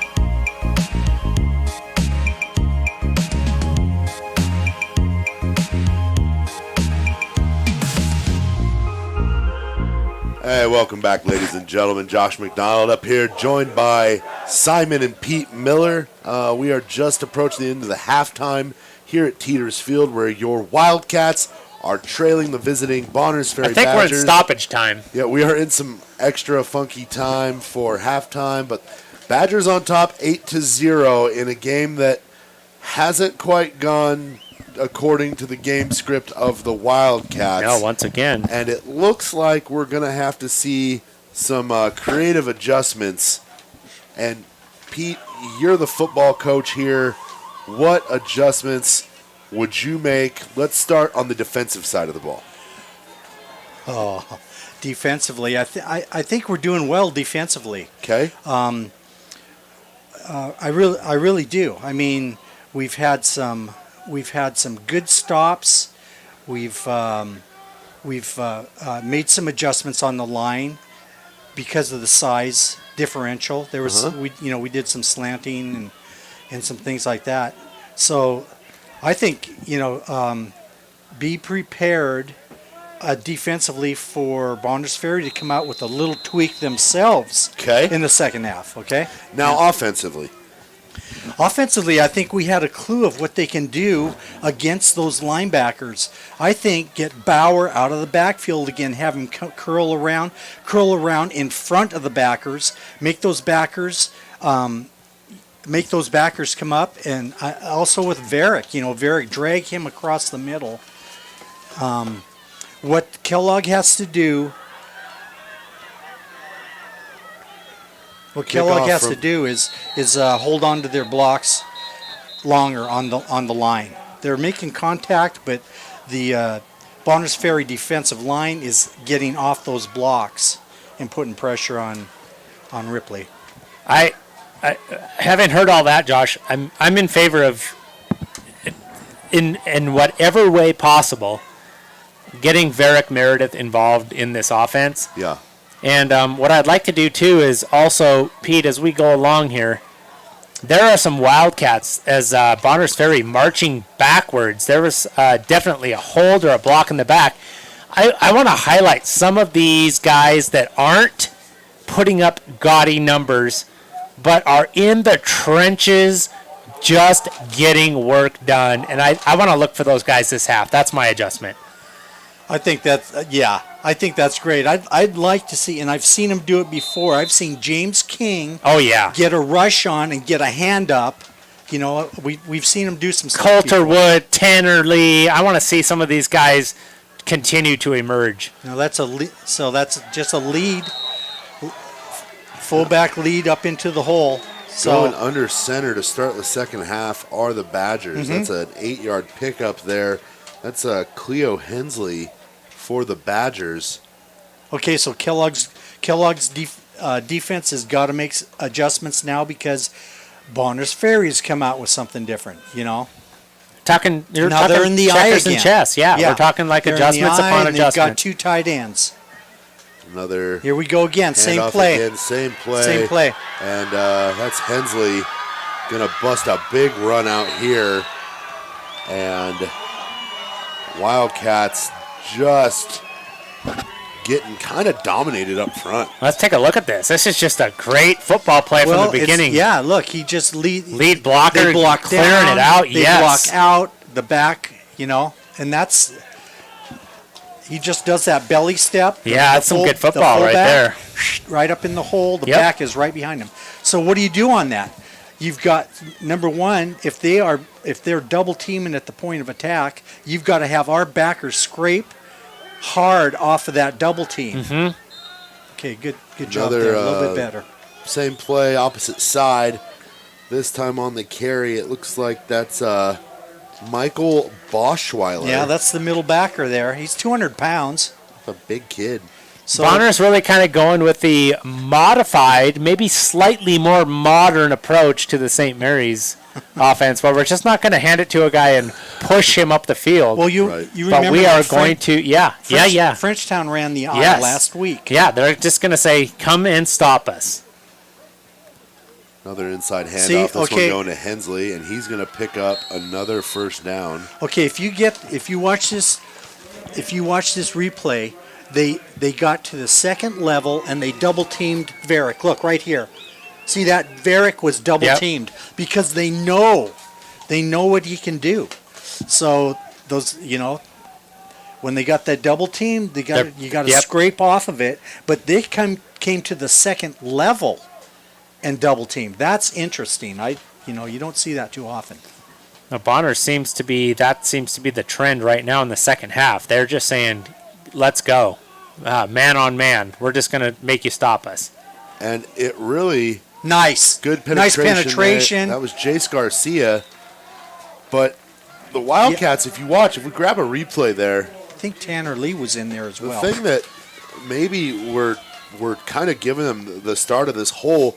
Look how... I know we're putting our ends there, try to give them like ability to work the edge, but they're trying to use that and create the hole there. And I almost feel like tightening up a little bit. bouncing out to the outside is not a simple thing for a running back to do. And we have the athletes on this Wildcat team to more than compensate for that if they're not getting their holes where they've been getting them so far in this game. There's another one right there. Is Hensley going to be drugged down? And is that a 3-4 front, Pete? Is that what the Wildcats are looking at right now? Let's go back and look at that in full. Is that a 3-4? Yeah. Yeah, 3-4 with those linebackers really. On the right outside, up. Yeah. They're basically defensive ends. They have contained responsibility. Yep. But I guess maybe my adjustment would be to tighten them up a little bit until Bonner's Ferry decides they're going to throw, which I can't imagine them trying to throw out of this I formation. They haven't really thrown much at all, have they? No. Well, we've got our backers up Shotgun closer. now. They're in the box, and you can't have your D ends too tight. You just can't. Audible. Oh, look at that. What a hit there by Ripley Luna. It seems like, that didn't. Felt like a forward. Yeah. Can we watch that replay That again? didn't. I was going to say that didn't look like much, but it turned into The line of scrimmage there was the 30-yard line. Where does that... It was a lateral. Yeah, I was going to say, I thought... An unusual lateral. Actually, he kind of threw it overhand. Yeah, he was just behind the it. way he threw it was different. Yeah, but kudos to them. I mean, that's... And then even with the execution of that play, it didn't seem like a big gainer, but, 8 yards is 8 yards. 8 yards is 8 yards. Yeah. Move the sticks and the clock. Badgers just in prove-it mode here for the Wildcats. If you can't stop this right here, you go down 14-16-0. What a hill you're climbing. And it feels It's like looking like that's what it's going to be, going. yeah. Yeah, so he got a block, 2 good blocks on the outside, Simon. And this is a... See, tight end gets a block on the tackle, Yep. and the back bumps. Just enough. Kicks Yeah, out, or just kind of clogs the it tight up. end, actually. We're sitting here with a... When you read that tight end with his shoulders towards the defensive end, you've got the back has to come up. Mm-hmm. And that's in that quarterback, he cuts right off of those 2 blocks. That's... Badgers just kind of carving the Wildcats up right now. First drive of the fumble! Fumble, and he's going to turn He's that still going to get about into a gain. 4 yards, 3 yards. Badgers right now in the midst of a 12-play. I believe we're at 80 yards. And this is a backbreaker if you're a Wildcat. That has taken 6. You're not on the field. 5.5 minutes right now. And the Wildcats have not had possession, and the clock is just churning. Yeah, this is keep your biggest threat off of the field. This is textbook football 101 for these Badgers. I think the Wildcats are going to rue the fact that they did not score in that opening drive. So you got Brady Vergobi in there. He's probably going to try to shoot a gap. He's on the D-line. We had the penetration. Hensley's going to score. That is just a dagger right there for the Badgers out of the halftime break. We're already, this third quarter is almost gone. Oh, boy. And here we go. Let's get a replay. Look at that tight formation. This is just, come stop us if you can. And the Wildcats just unable. No answer. And again, the body language, the intensity and effort. I see there were a lot of hunched over kids. There's a lot of hands on hips. It just doesn't feel... Hey, we got a comment in the chat, Smash Mouth Football. You are absolutely correct. This is Smash Mouth Football, and right now the Wildcats they're physical too, but they don't have an answer. And I don't know why we're getting a timeout here with 14-0. 14-0. Which coach burned a timeout here is my question. It was Coach Hinthorn. Okay, well... On the he might setting up for the point after. He might go for 2. Yeah, I mean, and if you get 2, I guess it's worth the timeout. Well, but we learned last week that those conversions can be the difference maker. When the Wildcats didn't convert on 2 of them. Well, and the Wildcats don't have a kicker, so it'd be great if the Wildcats had a majestic show pony. If they had somebody that could just line up and punch one through from 20 yards, 25 yards. I can't believe you adopted that, Simon. No, I did after Josh sent me the text, and this kid you hear says, about that? I'm your majestic show pony. The kid, Great job. The kicker texted me the next morning and thanked me for I'm converted. Yeah. I'm like, well, first of all, I talked to Josh. I'm like, Josh, where did you get this? What pop culture reference? And he's like, nothing really. I just got enamored with him. I just got a show warm-ups. pony, and he came out, and his hair was flowing. I'm like, okay, I'm in. Yeah, majestic.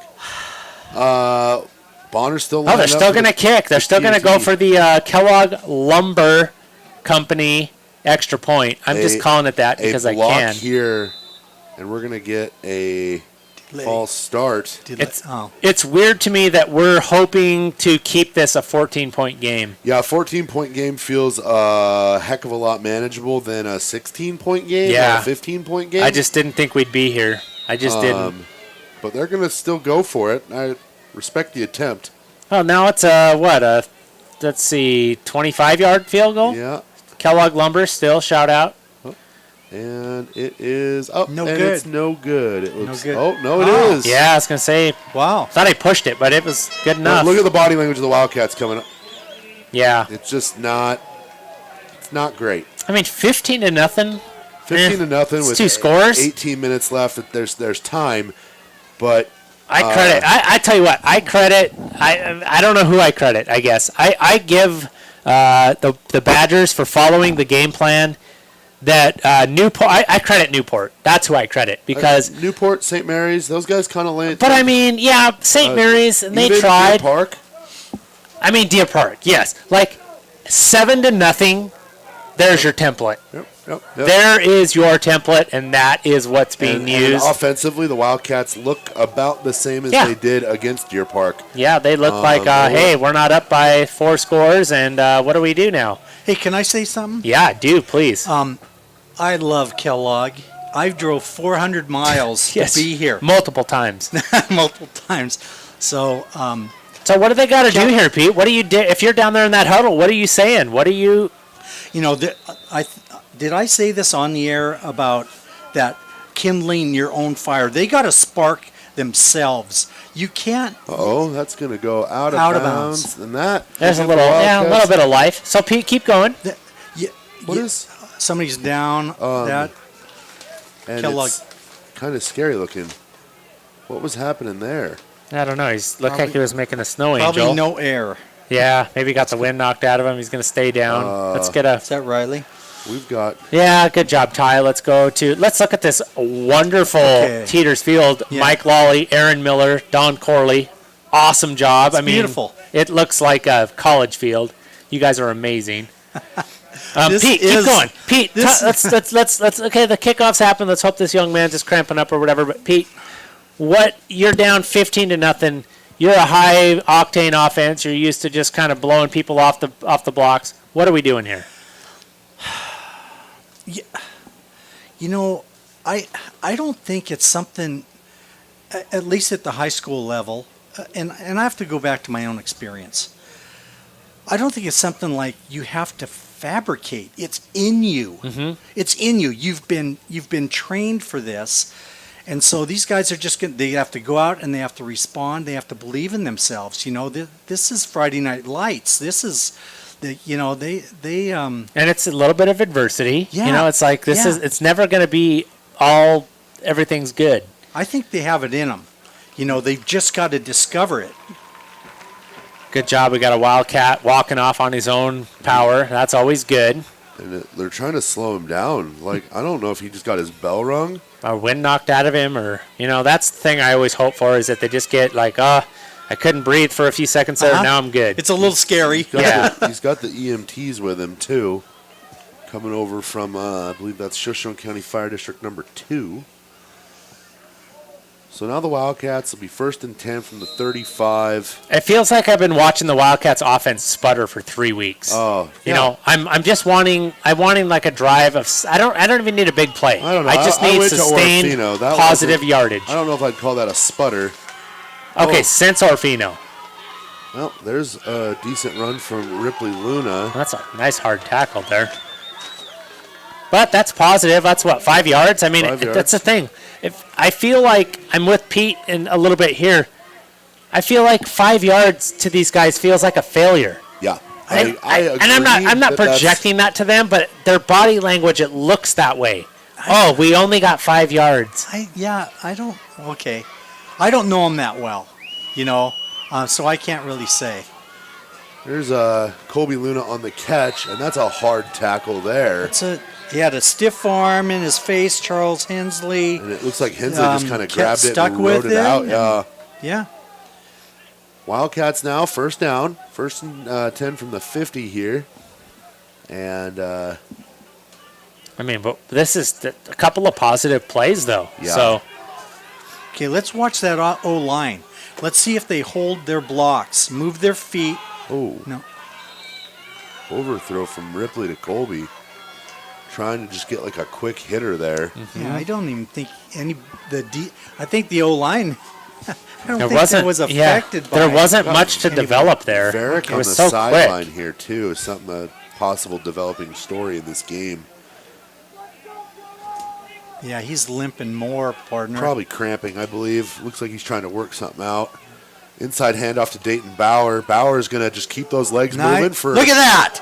7-8 yards. Love that. That kid can. I love that effort. I do, too. The secondary effort there from Bauer just keeps his legs moving. See, it's in him, guys. There it is. It's inside. That's a nice them. pull block. I mean, it wasn't really a block, but it was a nice pull there by the right guard.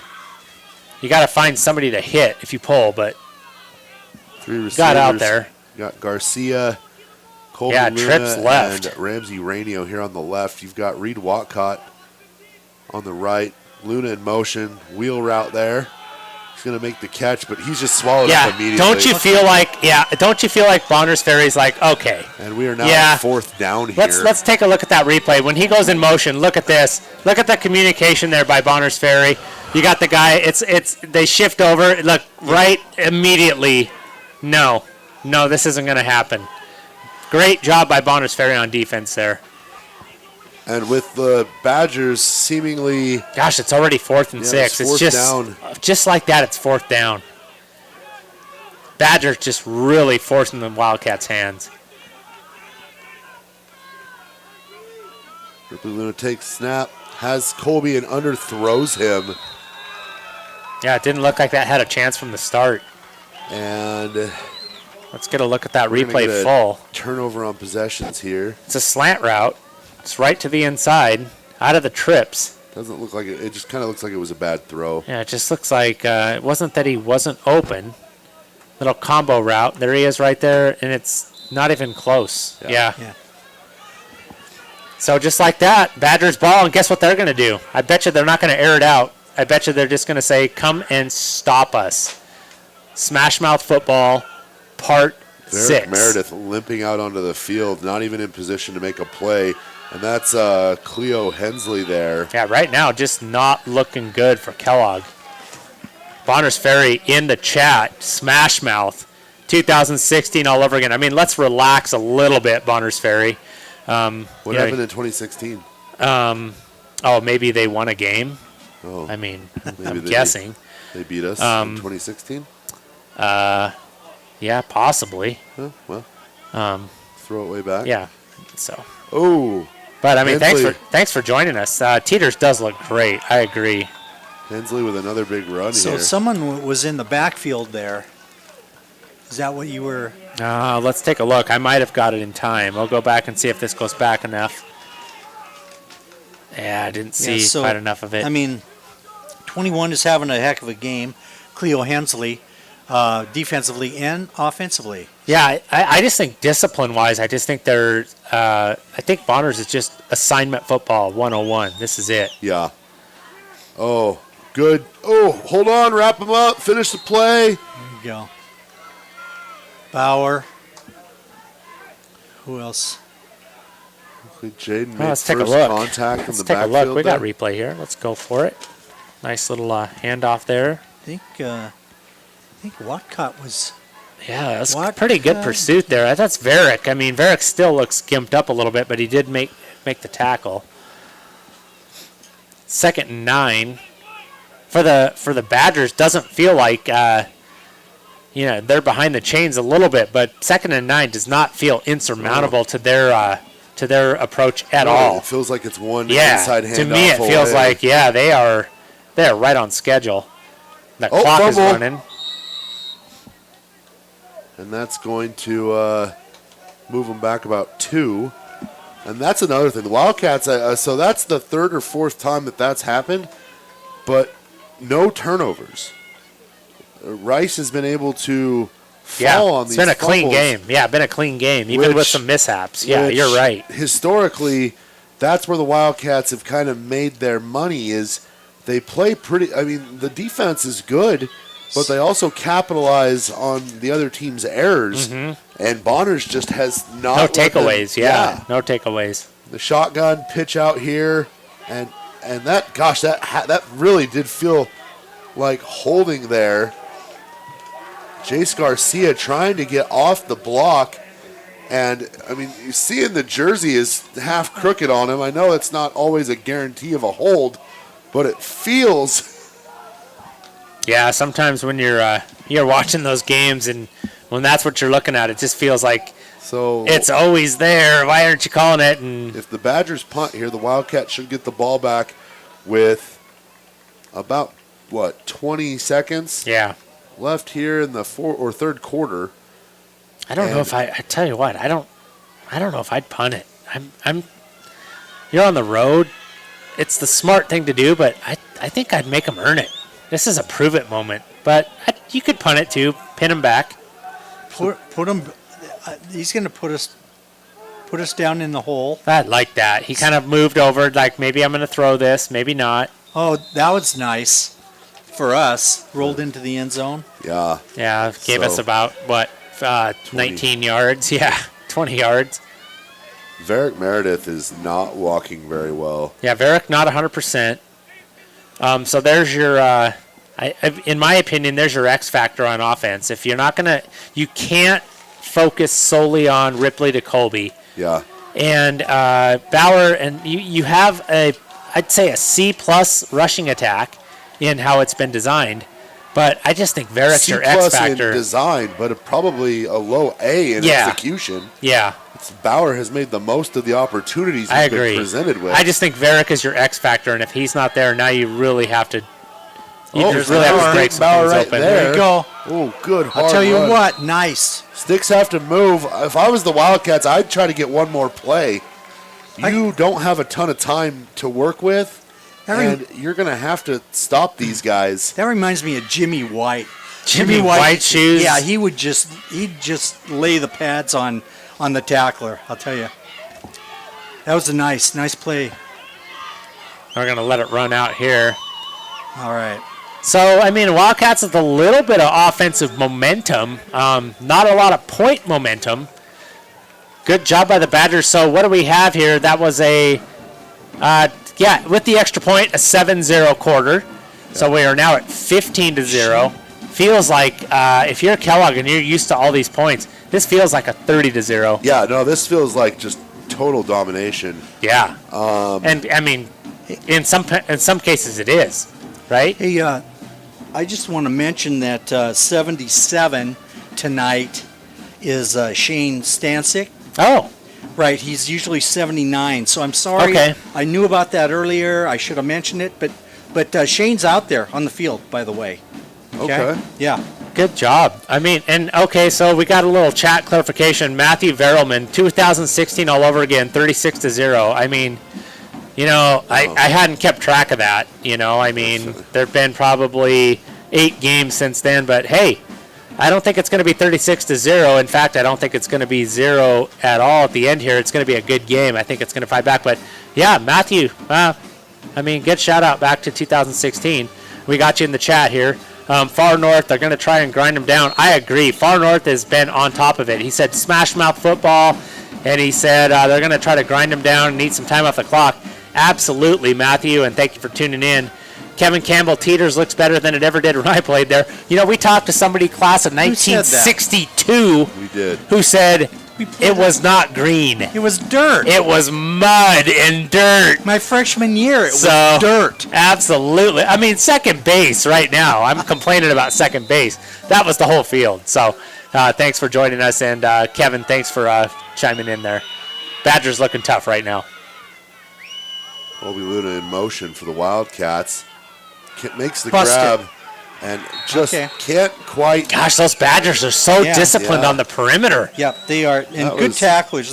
They're well coached in tackling. That's Tegan Banning on that. Pete, one thing on I that haven't tackle. seen. So if I'm playing a team as explosive as the Wildcats, I'm committing to cues that I see. I'm committing to Colby in the flat. I'm committing to Varick here. I'm committing to Bauer here.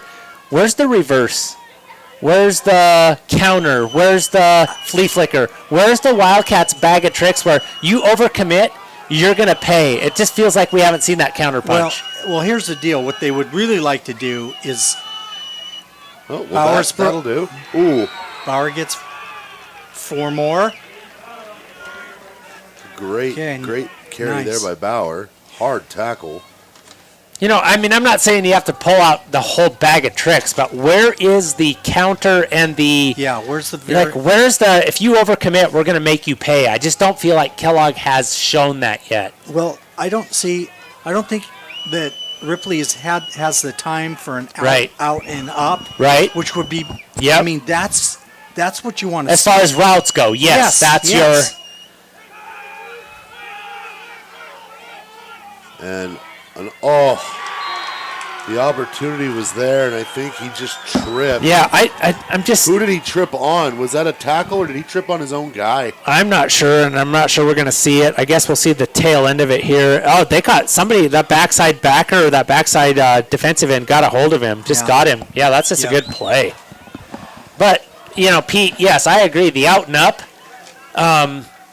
is the ultimate because you're gonna catch a corner just cheating. Yeah. I'm just talking right away. Get these linebackers that are flowing and these guys, like, you got to get somebody out of position right away. So they go to a 3-man line with 4 backers, so they are in a semi-prevent. I won't call it a prevent. Yeah, the Wildcats are just grasping right now. I just feel like it's desperation everywhere we turn. It just feels like there's nothing. To me, it feels like there's nothing reliable that we're going to. It's like, let's hope Ripley makes a play. And Ripley can make a ton of plays. I think that might be the problem, though, is I think their whole game has kind of settled onto. Yeah, you just Ripley can't makes the rely play. on that. There has to be something And don't get me wrong, I 100% have the utmost faith in the kid. Oh, we all do. Because 90% of the time he does. Yes. He does make a play. But when you're in a situation like this. At the end of that play, did you hear the other side of the field? Oh, yeah. They know if we stop that, we have stopped Kellogg. Right. And here we're going to see. Yep, and more we're of the just going to grind. make them earn it now. And this is going to be this is gut check part 3 for Kellogg. And Varick is jogging off onto the field, and it's painful to watch. Yeah, so I mean, actually, you had Jude Erlinson going in there late. I think that's because Varick was on the sideline. I'm not sure exactly who he went in for, but we had 2 players out of position on that particular play. Yep. Bonners has Kellogg right where they want him. I mean, unfortunately for us, but if you're a Bonners Ferry fan, this is, you're right where you want to have Kellogg. And it just feels right now like the Wildcats. Full replay. I mean, you gotta appreciate this. Look at this. Yeah. There's nothing fancy here at all. I formation. There is nothing. There's no misdirection. There is nothing here except for we're running this, and you need to try to stop us. But we've talked almost to an alarming degree that the Wildcats have become seemingly one-dimensional. And we've seen glimpses of them trying to expound and expand their offensive repertoire, but it's almost like they can't commit, or they refuse to commit to, like, hey, maybe we shouldn't try to throw it 85% of the time. Yeah, I mean, I think because like we Pete's have saying, we have like seen more runs. Yeah, we have seen Yeah, more, we have seen but- some change. But what has happened when we've run the ball? Let's talk about that. What's happened? It's been positive almost every play that's been a handoff. It almost feels like it's been positive, but it hasn't been positive enough. And we need to go grab that big play again. I don't know. I mean, like, I think Pete's right. I think these guys are playing hard. They're making adjustments. And I'm giving credit to Bonners here. They have stuck to this game plan. And Wildcats, the clock is the enemy now. Yeah.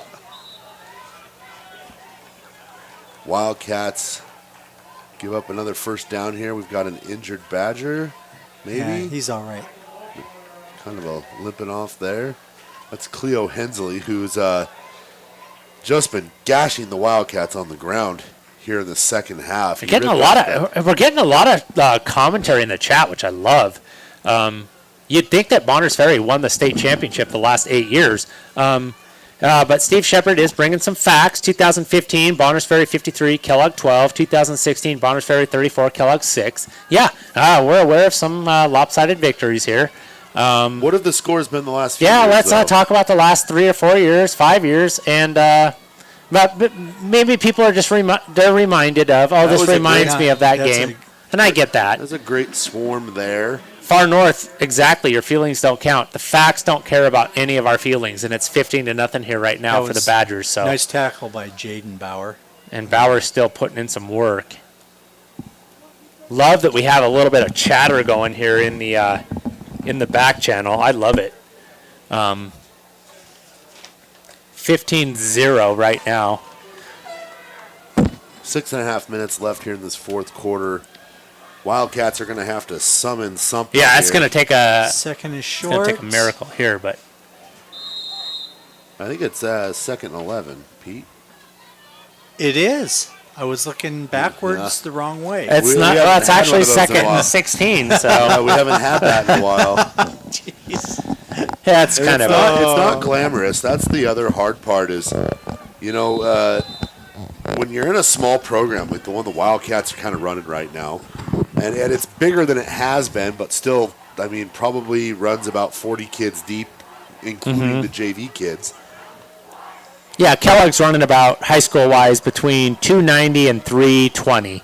So just dipping down into 2A. So when you play a game like this, now obviously you want to run like a scout defense. There's a little sweep there.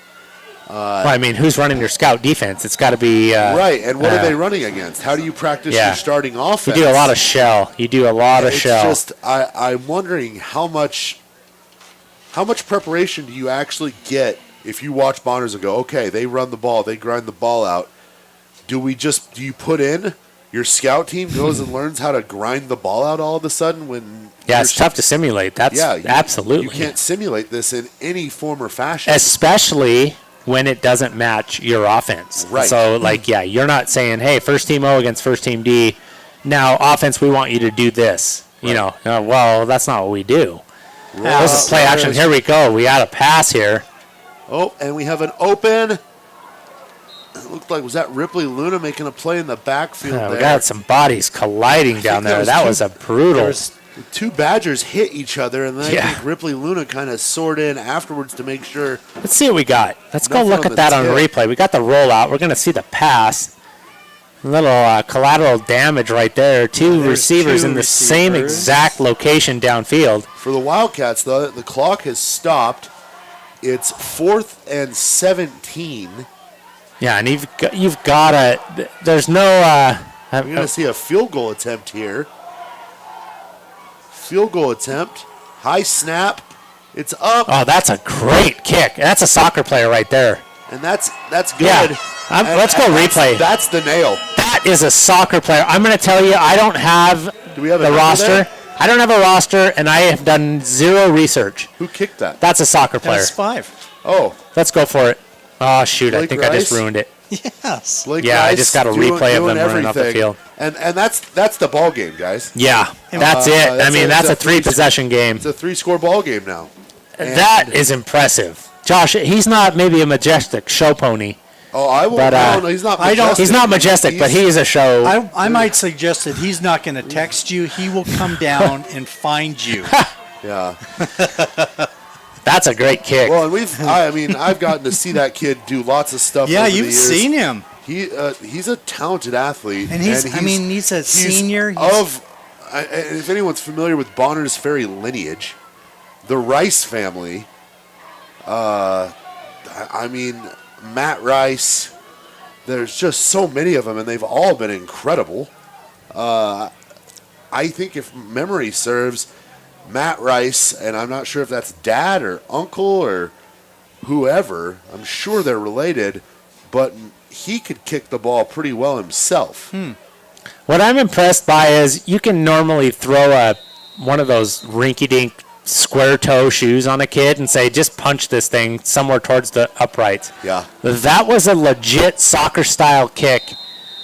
And Kellogg kicked into the end zone here, so it's going to be 1st and 10 from the 20. What? I'm just impressed that was there was no doubt that kick was sent to the scout house.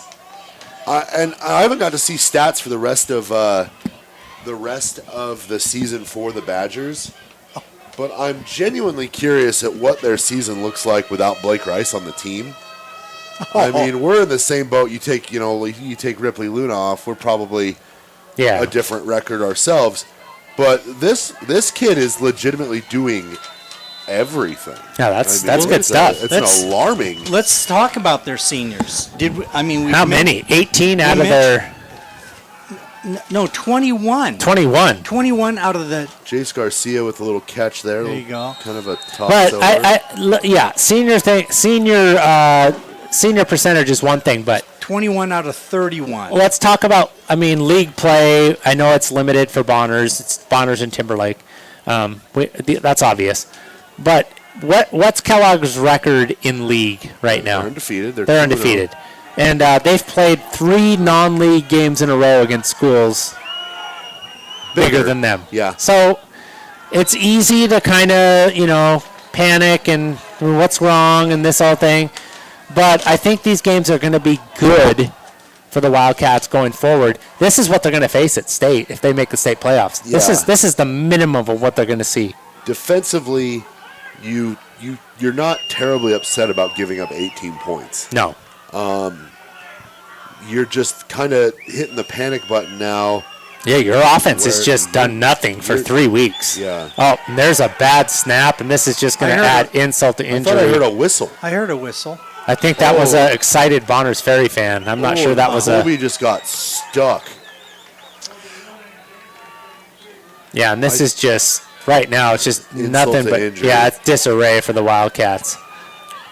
No Varric Meredith. He's on the sideline over here. I thought he was waving somebody off. I thought he was waving a white flag, but he was just saying, hey. I don't think he might be out there. Yeah, it's 4th and 3. This isn't the kid that we saw a few weeks ago against the St. Mary's Lumberjacks.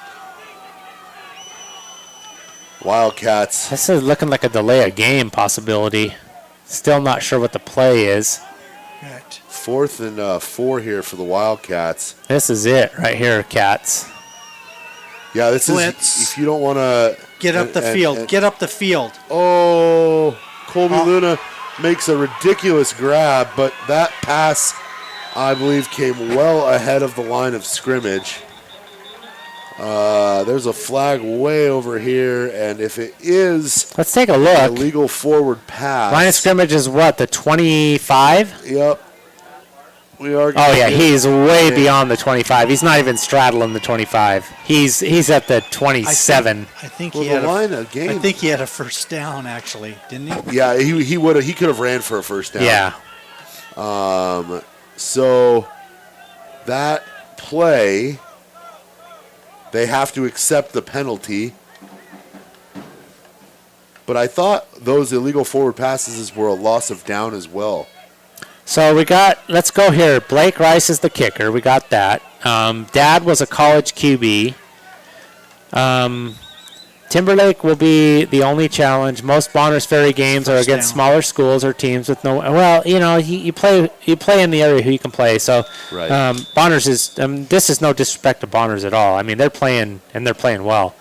Cal Bateman, Matt Rice is an uncle. Andy Rice is Blake's dad. That's cool to know. That's good stuff. Thanks for getting us in the chat here, guys. Andy was the basketball coach for the few years. And then So okay, that makes some sense. I'm there. saying though, this Rice kid, he's either got brothers or cousins that play soccer, because that was a freaking legit inside angle, plant foot left, aim your shoulders, and swing your hips. That was a legit field goal. I loved it. I mean, You got that from How many- Tony Truant. Yeah, I mean, I grew up with Tony the Toe Truant from the Washington State Cougars. I spent night after night with Tony the Toe in the Kibbe Dome when there was nowhere for him to kick field goals at Washington State. And I said, I played soccer. Teach me this. And so I got him in the Kibbe Dome with my ASU or my ASB card, and I learned to kick. And I can spot a soccer style kicker when I see him, and a soccer style kicker with technique and power. That's good stuff. And that's been the death knell for the Wildcats the last couple of weeks. And Bonner's Ferry Athletics is They got some soccer players. Well, it's alarmingly a family affair at every level of sport. You have families like the Rices, and it's and the Blackmores. I mean, and and Kellogg too.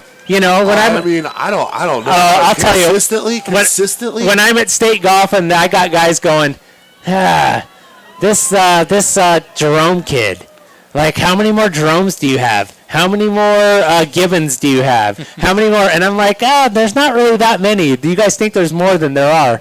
I don't know. I've seen a number of Blackmores, Batemans, Stocktons, Fluids, Rices, just so many of them. And between newspaper work and radio work and now video broadcasting and there are a lot. I feel like I've encountered at least someone with this last name. Hensley's another one. There is a Beggarly out here playing too, which there's some Beggarly roots there as well. Roots are run through Bonners and Kellogg. Porter Blackmore, a 5'8" junior. Travis Peterson. I don't know if he's got a deep family. I just feel like I've been watching that kid play sports for Bonners for years. It just feels like in small towns, I just feel like that's mutual on both sides. They're like, gosh, how many of these guys are there? And it's just like, oh, there's more. There's cousins. There's nephews. That's the cool part about small town athletics, I think. It is fun. There is something to be said about that.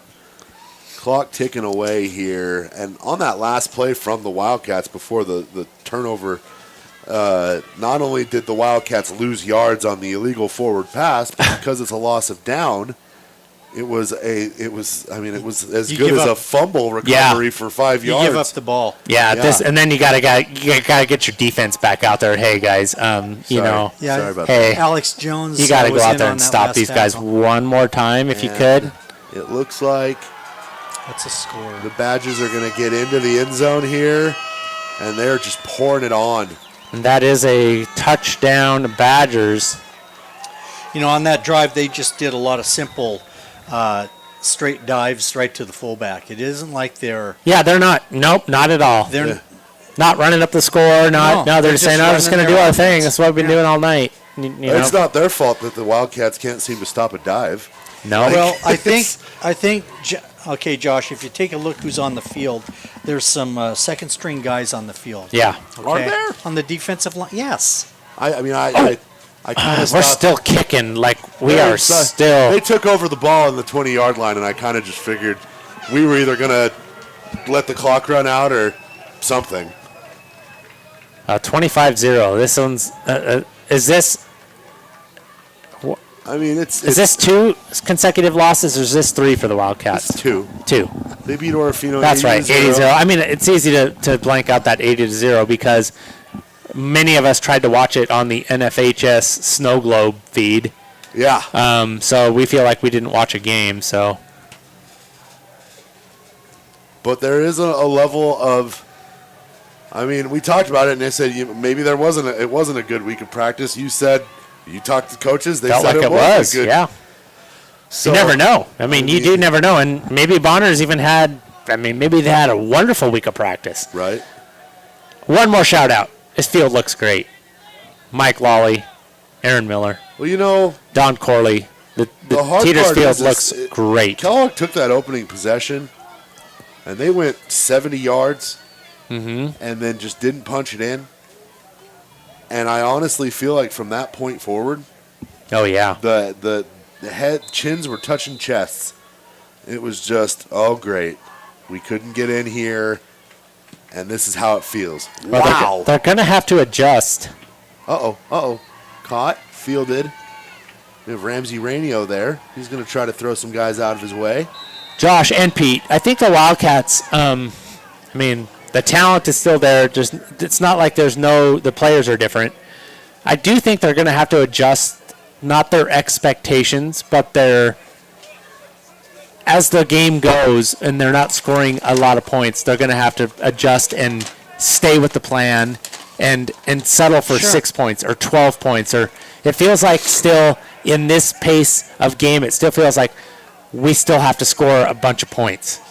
Number 60, Brady Vergobi, right tackle. There we go. Let's highlight some guys that aren't in there or haven't been getting a lot of cred here. 2 minutes left. Plenty of time to at least avoid the shutout. That's Varick on the grab. He just doesn't go down, but he doesn't go upfield much at all either. Yeah, well, and I don't think his legs are quite No. working the same way. He's struggling. Yeah. And I do hope that's just, cramping a little bit. Maybe got a little stinger on the thigh or something, because he does not look like he's 100%. Well, I believe the Wildcats, the other part of this, I would hate to believe that the Wildcats possibly overlooked the Badgers. This is a team that they are, I want to say they're 3-1 or 4-1 over their last batch of meetings. Yeah. I think the last time the Badgers beat the Wildcats was in 2020. And they've had some close ones, and like down to the buzzer, and it was like a goal line stand or a 2-point conversion. But how about this, Josh? This is the first time Corey Richards has weighed in. That's a bad pun because I've seen his content here. Weightlifting has enabled this senior class to be bigger, stronger, and faster. Their freshman year was when Bonner's Ferry first started lifting program during school hours. Ooh. A huge improvement in all sports. That's a big, big development. That is and then he says these kids lift hard. And I think that's really pretty cool. You can see it. These guys are in condition, and they are strong, and they're fast. That's a great point there, Corey. Thank you. And right there, that was Jager Hall. We haven't called his name much. He wasn't even looking.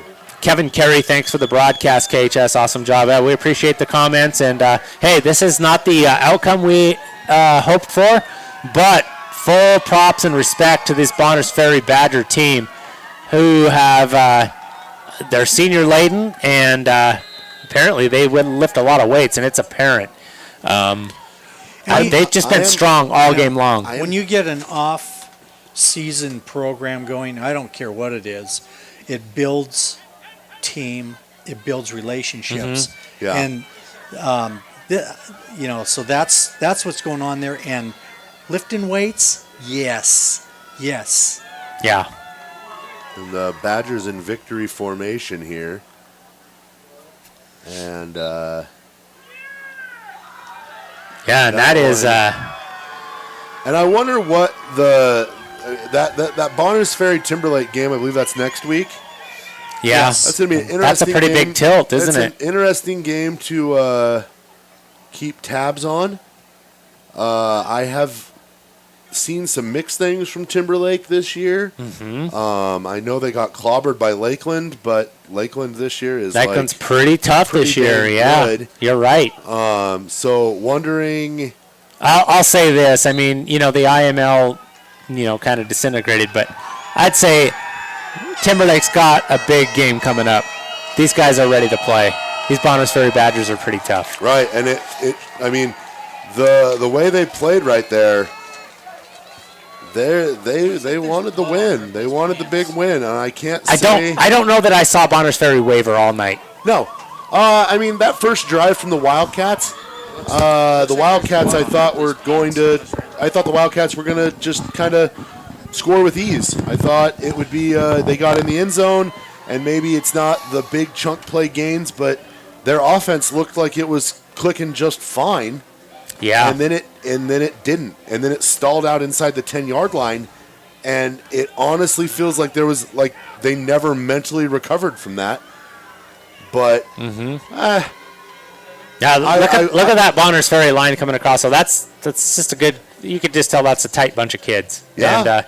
And a strong, strong-willed. Definitely. Tough team. Their varsity team definitely does not reflect the condition of their JV team.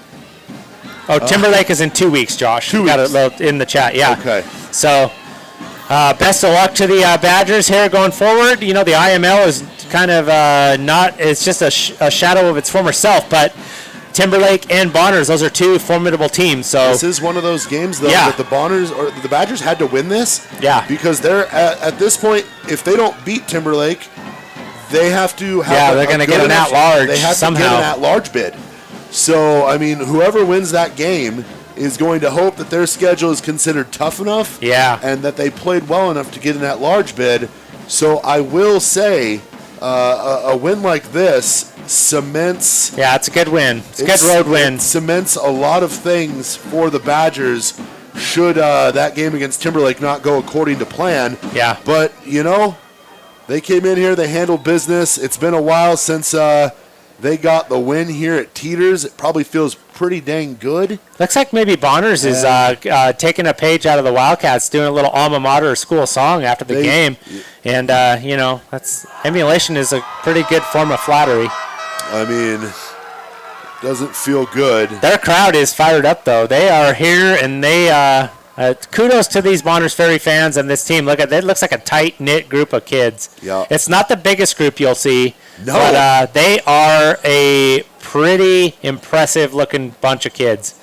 So good job to the Bonners Ferry Badgers, and thank you guys for tuning in. All right, so we've got a senior night volleyball game this coming week. Wildcat ladies hosting Moscow. Is that Tuesday? I believe it's Tuesday night. And they're on the road this weekend, so they're just going to have to just, dig deep. We're back here again next Friday night. Yep.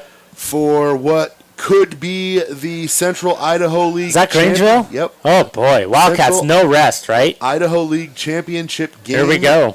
That'll probably depend on what the outcome of the Grangeville-St. Mary's game tonight was. But it's a big one. Wildcats with 2 games left in this season. They got to win them both. We got to love the fall, man. Clinch the league. Oh, yeah. Make a statement at the end here. But tonight, the Wildcats did not bring their A game, and the Bonners Ferry Badgers did. I'd say they did. A game to the Badgers. Absolutely. So for Simon and Pete Miller, I am Josh McDonald. Thank you so much for joining us tonight. Have a great weekend, and we'll see you next week. Thank you. Go Cats. Now I feel like Russ with the Let's Ride.